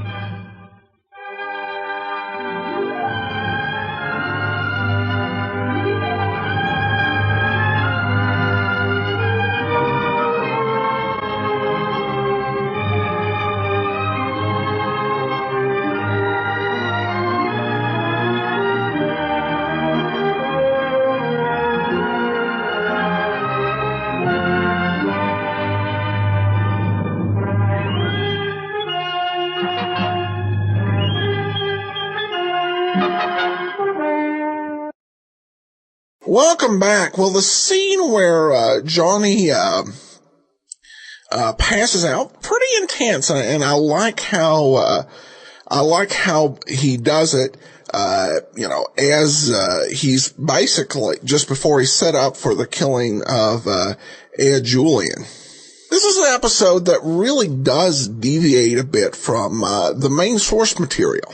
The main source for this episode that's cited is The Man Who Liked Mountains, which we played as our 117th episode. And some of the main details here, in terms of Big Ed going to this city to dodge a private investigator, and the detective being set up for the frame, as well as the brutal beatings from the two thugs, all of those right out of that Jeff Regan story. But there are a lot of changes in here, different. For example, in The Man Who Liked Mountains, the waitress was gunned down leaving the scene up in the city.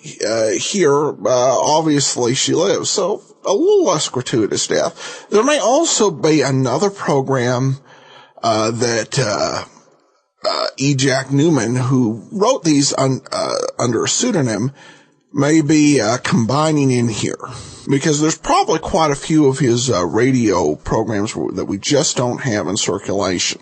All right, listener comments and feedback. Johnny emails in to say, "Hey, I've been catching up on Johnny Dollar for the last couple months and finally got to the Bob Bailey Johnny Dollars.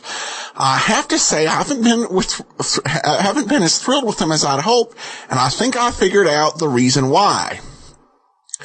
Bob Bailey's voice is quite similar to that of Sean Hannity's. And won't go into the whole details. He's a little less than positive towards Mr. Hannity. But I've not noticed that similarity. Bailey's accent, it's kind of hard for me to place, but Hannity's is much more straight New York City. But I've noticed in some ways you'll hear people talk in voices and with accents, the type of which you don't actually seem to hear very much. And I do wonder why that is, in terms of the language. You know, I think that certain accents, the Southern and the New England, for example, remain pretty strong. But I've yet to hear someone I thought really sounded like Bob Bailey or Wally Mayer. But it's all a matter of perspective. Thanks so much for the comment. Then we have just a simple one-word review. Love all the shows from iTunes. All right, well, that will finish us up for today. We'll be back tomorrow with the lineup. And then join us on Monday for another Yours Truly Johnny Dollar series. All right. Before we do get started, I do want to encourage you, if you've not already, to pick up a copy of my latest ebook for the Kindle, my first detective story, The Novelette, An Ounce of Prevention, where we mix sci-fi and detective story, and I think it's received some pretty good feedback, so I encourage you to download that for your Kindle. We also have a couple articles up on Saturday, my review of Champagne for One.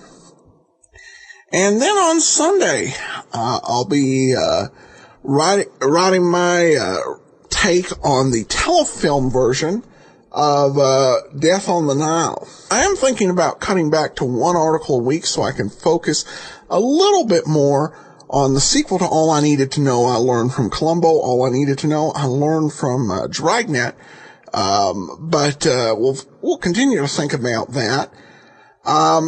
But we're going to take a listen to today's episode of the lineup. This one is titled The Cutie-Calling Culprit Case. This was the 100th episode of the lineup, so let's go ahead and take a listen.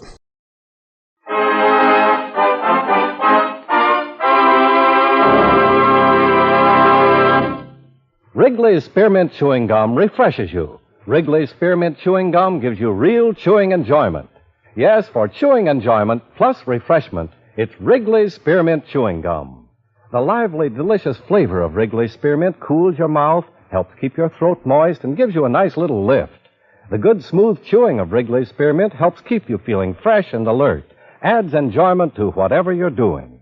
So for chewing enjoyment plus refreshment. Treat yourself often to Wrigley's Spearmint Chewing Gum. Healthful, refreshing, delicious.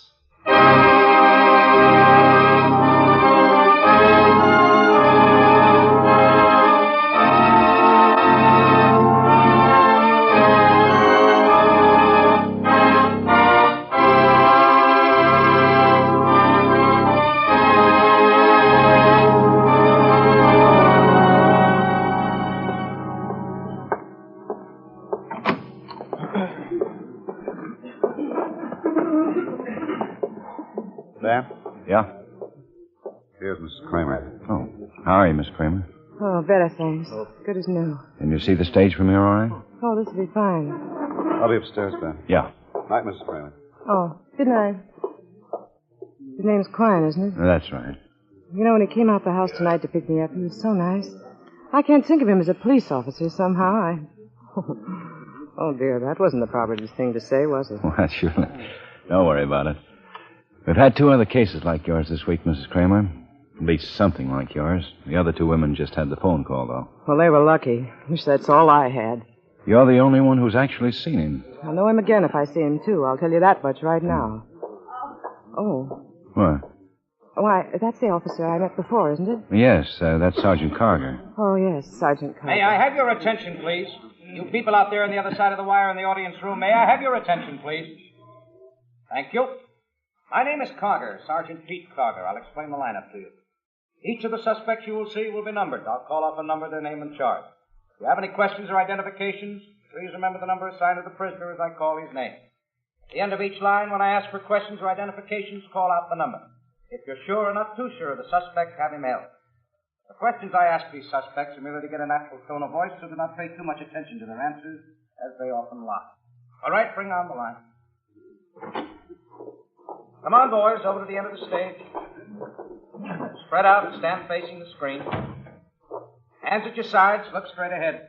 It's a long way to the back of the room out there, and we want everybody to hear, so talk right up when you answer the question. Okay, number 1, Salvatore Ampio, robbery. How tall are you, Salvatore? 5'2.5". Now stand right up there in the circle. Attaboy. What's your address? 2063 Franklin Avenue. What is that, an apartment house, hotel, what? I board in a room there. It's a boarding house, I guess. This city your home, Salvatore? I didn't get that. What'd you say? You come from someplace else, or is this your hometown? No. I'm from Philly. My wife lives there. What are you doing here? Oh, just looking around. For work? Sure. I work. What do you do, Salvatore? Greenhouse man. I trim trees sometimes. Good money this time of the year. Were there any weapons? Yeah. A gun. What kind of gun? Tell me about it. You hear me? It's a Luger. I don't know what caliber it is. Sure good gun, though. You have a car? No, I've been... Okay. Number 2, Maxwell Stearns, Grand Theft Auto. I didn't steal no Hudson. Having me here is a mistake. Now, when we find out that's true, we'll be the first to admit it, Max. Tell us the last place you slept before you were arrested. 4425 Lafayette Street. Louder, Max. People can't hear you. 4425 Lafayette Street. All right. How long you lived at that address? What do you mean, how long have I lived there? How long have you lived there? That's what I mean. Well, I don't see what difference it makes. Just answer it, Max. 2 hours. Where'd you live before that? Norman, Oklahoma. How long in town before you were arrested? 2 hours and a half. I didn't even get a chance to unpack my suitcase. Well, we unpacked it for you, Max. Some pretty interesting stuff there. Yeah, but I ain't done nothing. Okay, Max, that's enough. Slide on down. Yeah, I don't know what you found in my suitcase. Later, Max. I don't want anybody to get the wrong idea about me. Yeah, okay. Now, don't get salty, Carter. Number 3, William Barnes, open charge. In the circle, William. The light hurts my eyes. Well, then close them and give us your address. 12356 West Colfax Avenue. That's the last place you slept that's before what you were I'm arrested? trying to tell you. I don't know what they're trying to do. That's the one we want, William. Yeah, we'll see what 238 Reese Street, apartment 10. Go in the car. Just a minute. Max. Yes, Sergeant. Stand against the wall there and keep your mouth shut. I don't want any talking up on that stage. Well, I was just telling Charlie here. Charlie's got his own troubles. Just do as I tell you. Yeah, well, okay. What about a car, William? Do you have one? Yeah. The make, model, color, and year. It's a Plymouth convertible, a red one. 1947, I think. You think? Don't you know? I only swiped it yesterday. Where do you work? Mount St. Joseph's. What's that? The cemetery. I dig graves. That your profession, William? Yeah. Been doing it, a long time. Were you arrested with anybody, William? Yeah, Louis was with me. Louis Barnes? Yeah. Any relation to you? Sure. He's my kid.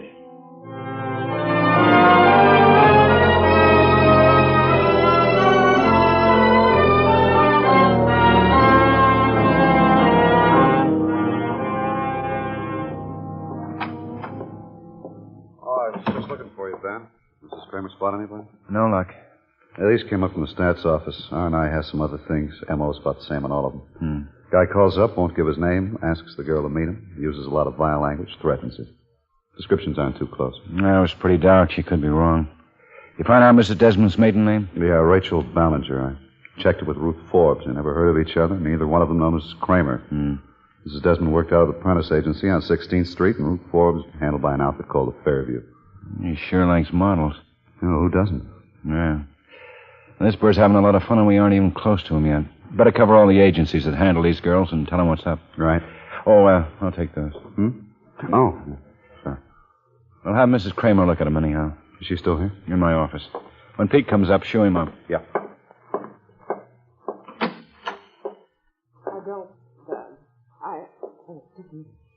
How long's it going to be, Lieutenant? Oh, 10 minutes. 10 minutes, darling. Oh, yes, downstairs. Bye. Hope you don't mind me using your phone. No, not at all.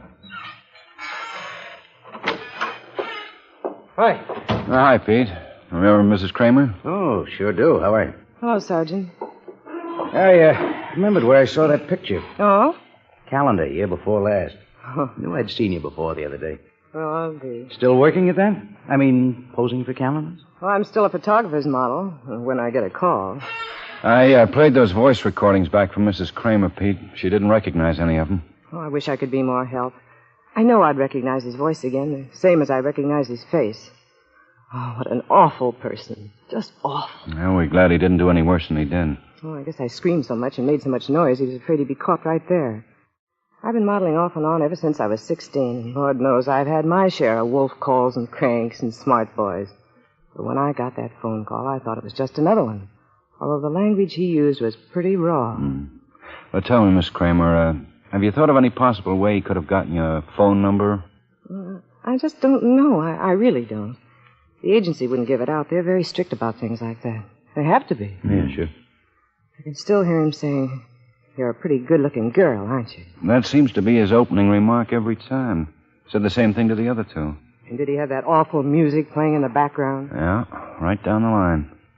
Tried to make a date with them. When they refused, he told them they'd be sorry. But he didn't make his threat good with either one of them. Why do you suppose he went after you, Mrs. Kramer? I guess I was pretty rude to him on the phone. Not that he didn't deserve it after the kind of language he used. It's the only explanation I can think of. He just walked up to you when you were getting into your car in the parking lot. You hadn't seen him in the store that day at all? I never saw him before in my life, I'm sure. When he talked, I knew he was the same man who'd called me on the phone the night before and asked me to go out with him. What'd he say? He said, "You think you're pretty smart, don't you?" And then he said, "I'll teach you." And then he started hitting me around. You try to hit him back? Oh, I tried to get out of his way. I'm pretty tall, but he's quite a bit taller. He's over 6 feet, you know. Oh, may I borrow a cigarette? I'm off. Oh, sure. Oh, thanks.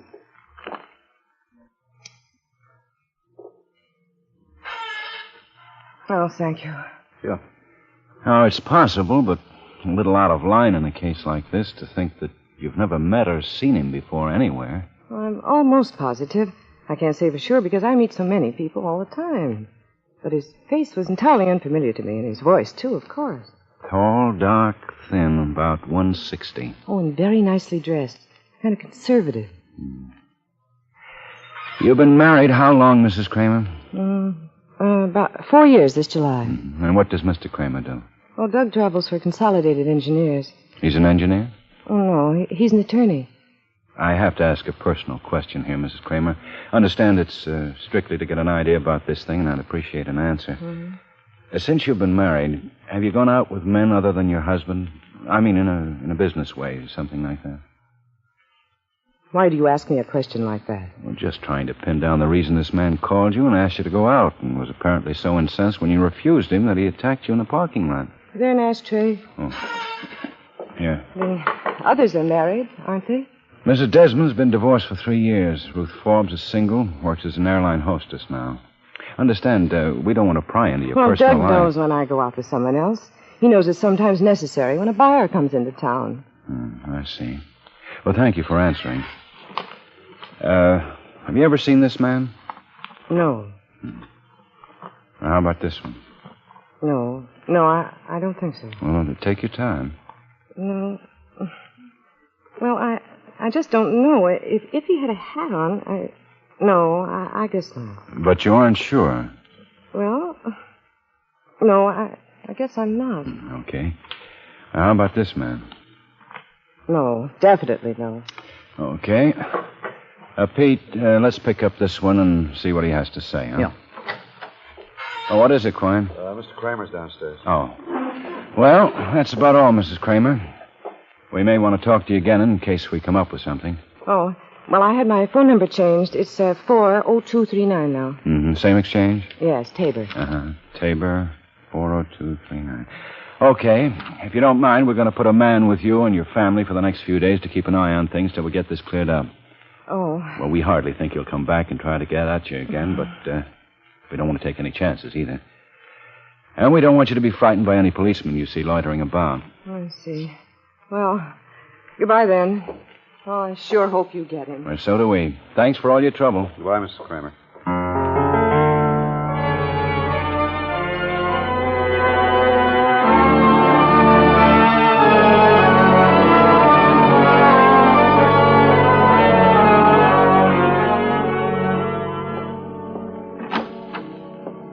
Hi, Ben. Yeah, morning, Pete. Anything new? No routine. Bench warrant out for this Carsterson, failing to register. Got him yet? Asher picked him up this morning. Carsterson claims he's been out of town. Just got back last night. You check it out? So far it stands. Let's hold him today. Want a sandwich? Yeah. Oh, what did Freed have to say? Freed's on vacation. I talked to Dr. Rourke. He says the guy's following a pretty clear pattern. Sure. He only picks on models or girls who've had their picture in the paper. Been seen in public. Hey, that one we had 2 years ago did practically the same thing. He had a yen for telephone operators. Yeah. Mrs. Desmond, Mrs. Kramer, and Ruth Forbes reported the calls. Mrs. Kramer didn't report hers until after she'd been beaten up. The language he uses when he talks to them, some women just wouldn't be bothered reporting it at all. They might tell their boyfriends or husbands, but that's about it. No telling how many he's called. Yeah, I guess so. This is a different operation. How's that, Ben? Rourke thinks this bird's building up to something. Might kill the next girl if he has a chance. Charlie's. Oh, yeah, just coming in. Lieutenant? Yeah? Your office. Okay. Guthrie. Quine, Ben. Better hold it up. Just got another complaint. A model? No, her name's Adelaide Harvey, a receptionist at Universal Television Station. She played it smart and it looks hot. How's that? She made a date to meet him tonight.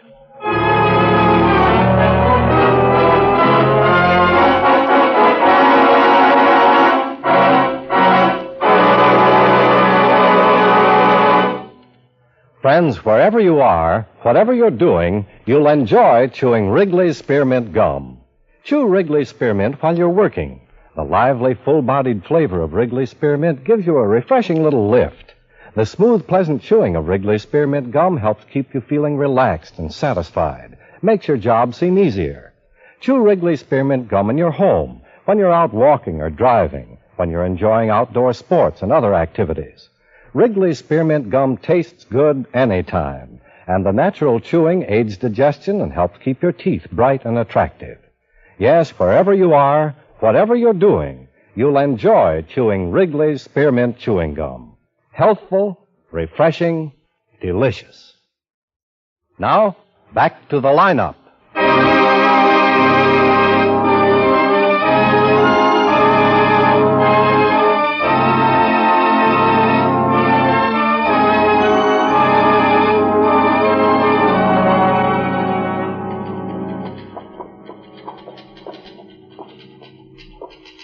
you Adelaide Harvey? Yes, I am. Police, Miss Harvey. My name's Guthrie. This is Sergeant Cogger. How do you do? How do you do? Scare you, did he?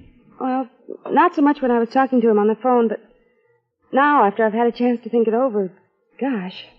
The officers who came up and told me what he did to that other woman, did he hurt her bad? She'd be all right.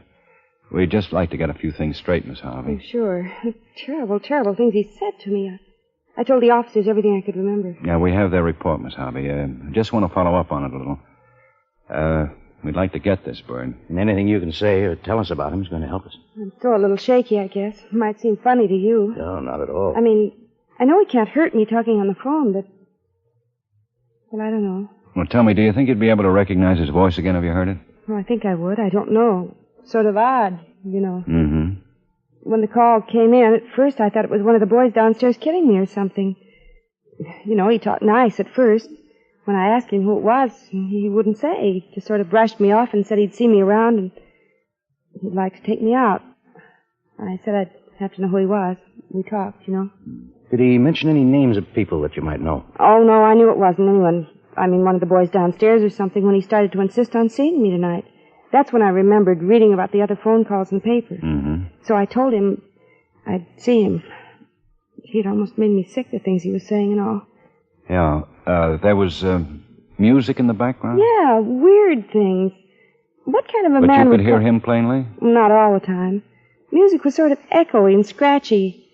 Then I got the idea he might be holding a handkerchief up over the mouthpiece. Does that sound possible? Oh, sure, sure. And the call came in about 4... Excuse me, please. Sure. Second floor reception. Yes, this is Adele. Oh, just a moment. On 2, Janie. Right. The call came in about 4? Yes, I'd just come back from having a Coke. Where do you get your Cokes? There's a machine at the end of the hall. Anybody around the machine while you were there? Oh, I don't remember. I don't think so. The lobby of the Ellsworth, that's where he said he'd meet you? Yes, 7 o'clock. I told him I'd be there. Well, you did the right thing. Maybe we can get our hands on him. Yeah, I hope so. There ought to be a law against a man calling up like that. There is. Did you ever model, Miss Harvey? No. Photographic work, something like that? No. Wait. I'm not a professional, but the station used my picture for publicity last week. Miss TV on the billboard out front? Yeah, that's me.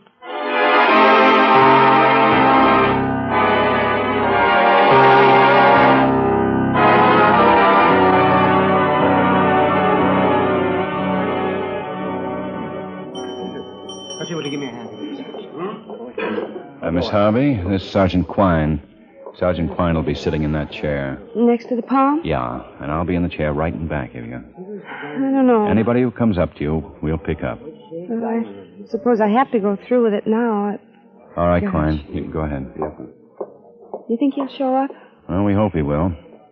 You can go over and sit down now, if you like. Well, all right, here goes nothing. Be over in a couple of minutes. Okay. Hi. How's it look? 2 couples at the bar, another couple in one of the booths. Man sitting at the end of the bar doesn't answer the description. Mm-hmm. How about the dining room? It's filled. Crockett's at the entrance with Murph. Okay, keep your eyes open. Yeah.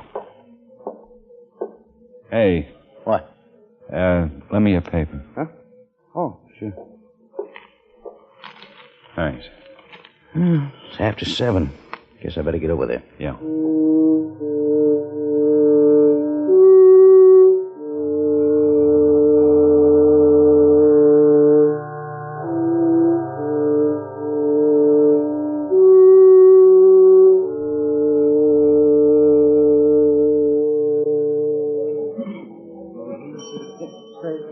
Lieutenant Guthrie, Yeah? there's a man looking at me. He's been glancing at me ever since I sat down here. Well, where is he? He's standing over by the desk now. The tall one in the gray suit. Oh, yeah. You see him? Yeah. Doesn't he look suspicious to you? Yeah, he sure does. That's Sergeant Asher. Oh.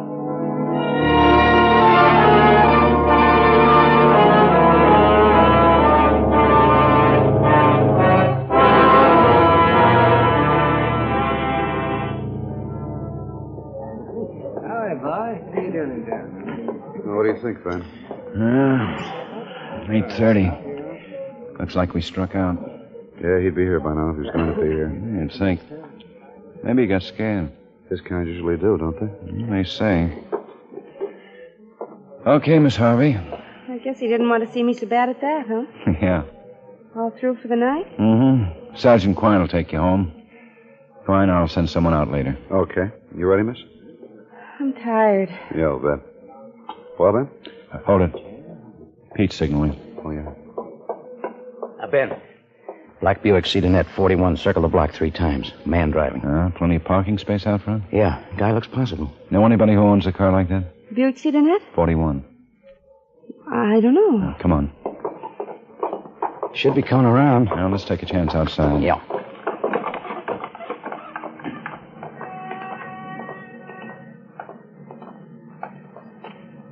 Oh, at the corner, Ben. Just caught the light. 4E1978? Yeah. All right, Miss Harvey. You see the car? Yeah, I see it. Take a good look when he comes by. I'm scared. Well, nothing to be scared of. Here he comes. You see his face? Yes. Well? Anything familiar about the car, about his face? I'm trying to think. There is something. I'm not sure. He was wearing overalls and he was driving a truck, but it could have been him. You've seen that man before? Yes, I think it's the same man who came out to fix my television set.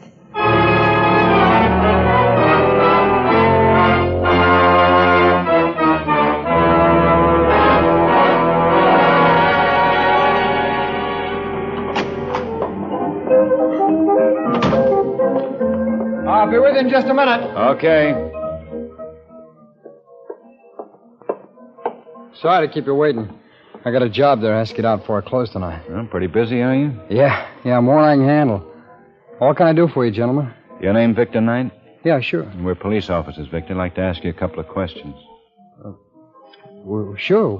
What's up, officer? You service a television set for a girl named Adelaide Harvey, the 13th of last month? Harvey. I don't know. I'd have to look in the books. I might have, though. Why? What's up? Does the name Forbes mean anything to you? Ruth Forbes? Forbes. No, I don't think so. Now, how about Rachel Kramer? No. Lives out on South York Street? No. I don't get it. What do All you guys... three of these people say you serviced their television sets at one time or another. Is that true? Well, could be. I don't know. Why? Is it anything wrong with that? I got a license to be in business, you know. You drive a 41 Buick Cedarnet, don't you? Well, sure. It's parked out in back. Hey, look, I don't understand. You must have something wrong coming in here and asking... well, just a second, will you? Victor Electric. Oh, hello, honey. Yeah. No, I don't think it'll be too late. Honey, I got some people waiting. I'll call you back. Yeah, bye. I remember now I did service a set for some people who lived out on South York. It must have been last year sometime. It was the 10th of February, Victor. Huh? Where were you last night, Victor? Where was I? I was home. All night? Yeah, why? Can you prove it? My wife, she'll tell you I was there. Last night we saw you driving your car near the Ellsworth Hotel. Did you forget? Oh. Yeah, I guess. Well, I went out for some cigarettes, I guess. You live at 3567 Civic Place, don't you? Yeah. You drove clear over by the Ellsworth to get cigarettes? Well, that's... Victor, did you drive over there to meet Adelaide Harvey? I don't know anybody named Adelaide Harvey. We just told you. She works at a television station. You serviced her TV set on the 13th of last month. Look, I'm married. Why'd I want to meet some other girl? That's what we're trying to find out, Victor. Didn't you call her up yesterday afternoon and ask her to meet you there? Victor? You remember where you were 3 nights ago? Sunday night? Monday night. I was home. Look, I tell you, I haven't done anything. Anybody work with you here? I'm all alone this week. My help's on vacation. Can you get someone to stand in? Well, no, now, look, I got a lot of work to get out. I don't know what you guys you'll have want. to close the store and come on downtown with us, Victor. Oh, no, wait, I never heard of such a thing. I haven't done anything. I've never been in any trouble. We just want to get something straightened out. Well, I won't go. We have a warrant, Victor. I tell you, I haven't done anything. You can ask my wife. We'll now, ask look. her if it's necessary. Right now, we'd just like to have you come downtown with us. There's a lady going to be there. Mrs. Kramer. A man beat her up in a parking lot last Monday night. Well, I tell Broke a couple of her ribs. You sound like You could be that man. I'm not, I tell you. You got this all wrong. If Mrs. Kramer says you aren't the man, you'll be back here in half an hour, Victor. My wife, she'll leave me when she finds out. She'll walk right out on me. I know Dora. She'll walk right on me and leave me flat. She won't even help me. She'll walk right on me. We've been married 9 years. Did you think about that when you made the phone calls? No. I guess I didn't think there was any way you could catch me. Well, you should have thought of that.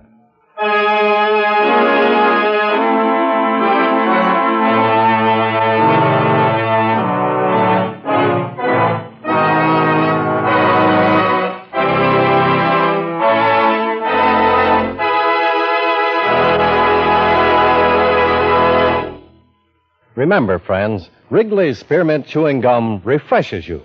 Wrigley's Spearmint Chewing Gum gives you real chewing enjoyment. The lively, full-bodied flavor of Wrigley's Spearmint cools your mouth, freshens your taste, sweetens your breath. The smooth, pleasant chewing of Wrigley's Spearmint helps keep you feeling relaxed and satisfied, makes whatever you're doing more enjoyable. Yes, for refreshment plus chewing enjoyment, treat yourself often to Wrigley's Spearmint Chewing Gum. Millions enjoy it daily. Get a few packages and always keep some handy. That's Wrigley's Spearmint Chewing Gum. Healthful, refreshing, delicious.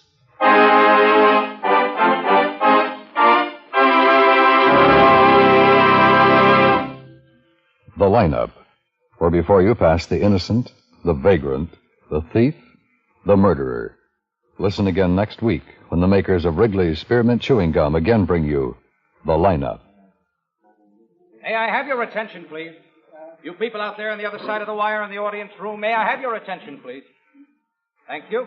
My name is Cogger, Sergeant Pete Cogger. I'll explain the lineup to you. Each of the suspects you will see will be numbered.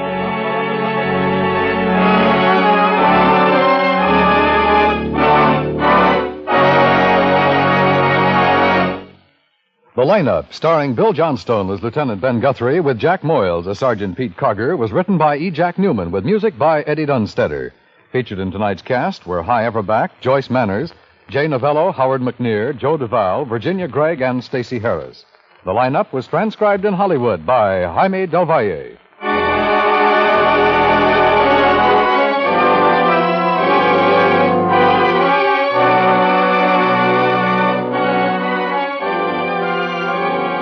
This is the CBS Radio Network.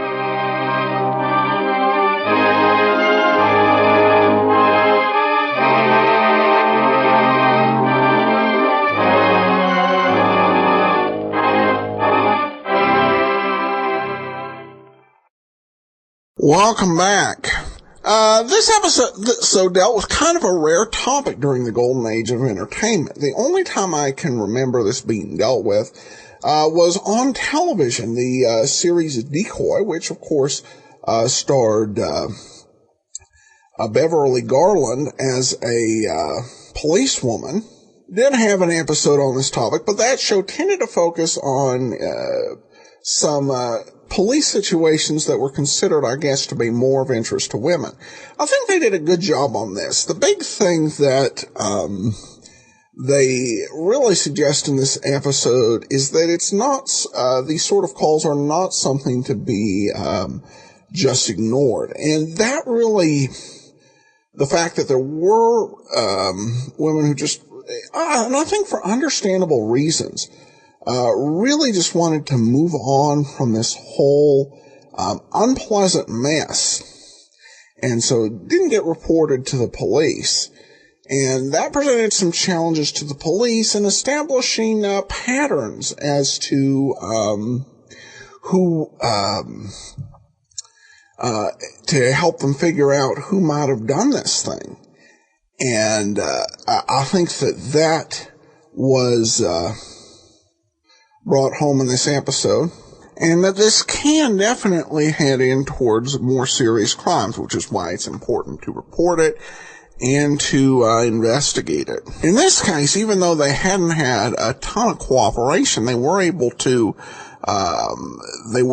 solve the case because of guy actually going to physically be near the victims with both the assault and then the date that he ended up not going on. Otherwise, the whole case may have gone on quite a bit longer, with calls going to seemingly random people. And it was kind of an odd turn, because at first it seemed like the targets were based on having modeled or appeared on a billboard, and in this case, it turns out that the basis seems to have been that he fixed their television set. So a bit of a switch. But the guy definitely seemed disturbed. You know, you could just tell from the final scene where he's already blaming his wife for walking out on him in advance, not seeming to understand why she might want to do that. But at any rate, a good and educational program. All right, well, we turn to listener comments and feedback, and we've got one from Joel regarding episode 1058, the check killer case. Joel writes, Adam, you comment about the detective who's doing small talk in front of the widow in this episode of the lineup. To my ear, they moved away from her and were speaking a bit softly so she didn't hear them. Perhaps a bit of perhaps subtlety, but listen again and see what you think. I did listen, and I do kind of see where you're coming from, Joel, because it did seem like they had some sound effects indicating that they were walking away a little bit from her, and then, of course, you hear the crying. And I guess probably what I was hearing in that scene was the detachment. Because it's hard to me to imagine being able to carry on, just a everyday casual conversation with a grieving widow wailing a few feet away. But it's probably a lot more possible for a police officer who deals with these sort of circumstances on more of an everyday thing. All right, Joshua comments on sends me a message through Facebook. Adam, the show is great and getting better as you go. Notice you read a comment the other day that must have had the number symbol because you said number and whatever followed the symbol. Just an FYI, number is a hashtag used to mark something as a topic you can follow on Twitter and now on Facebook. So hashtag Great Detectives is Awesome would be read as hashtag Great Detectives is Awesome. Well, thanks so much, Josh. Even though I am younger and a lot younger than most of the audience, I didn't grow up with Twitter, so apparently I've been seeing it as a number sign, but I definitely, even on Twitter when I use it, I'm thinking number sign when I type the hashtag sign. So I will try to make amends in that way. Thanks so much for the clarification, Josh. Okay.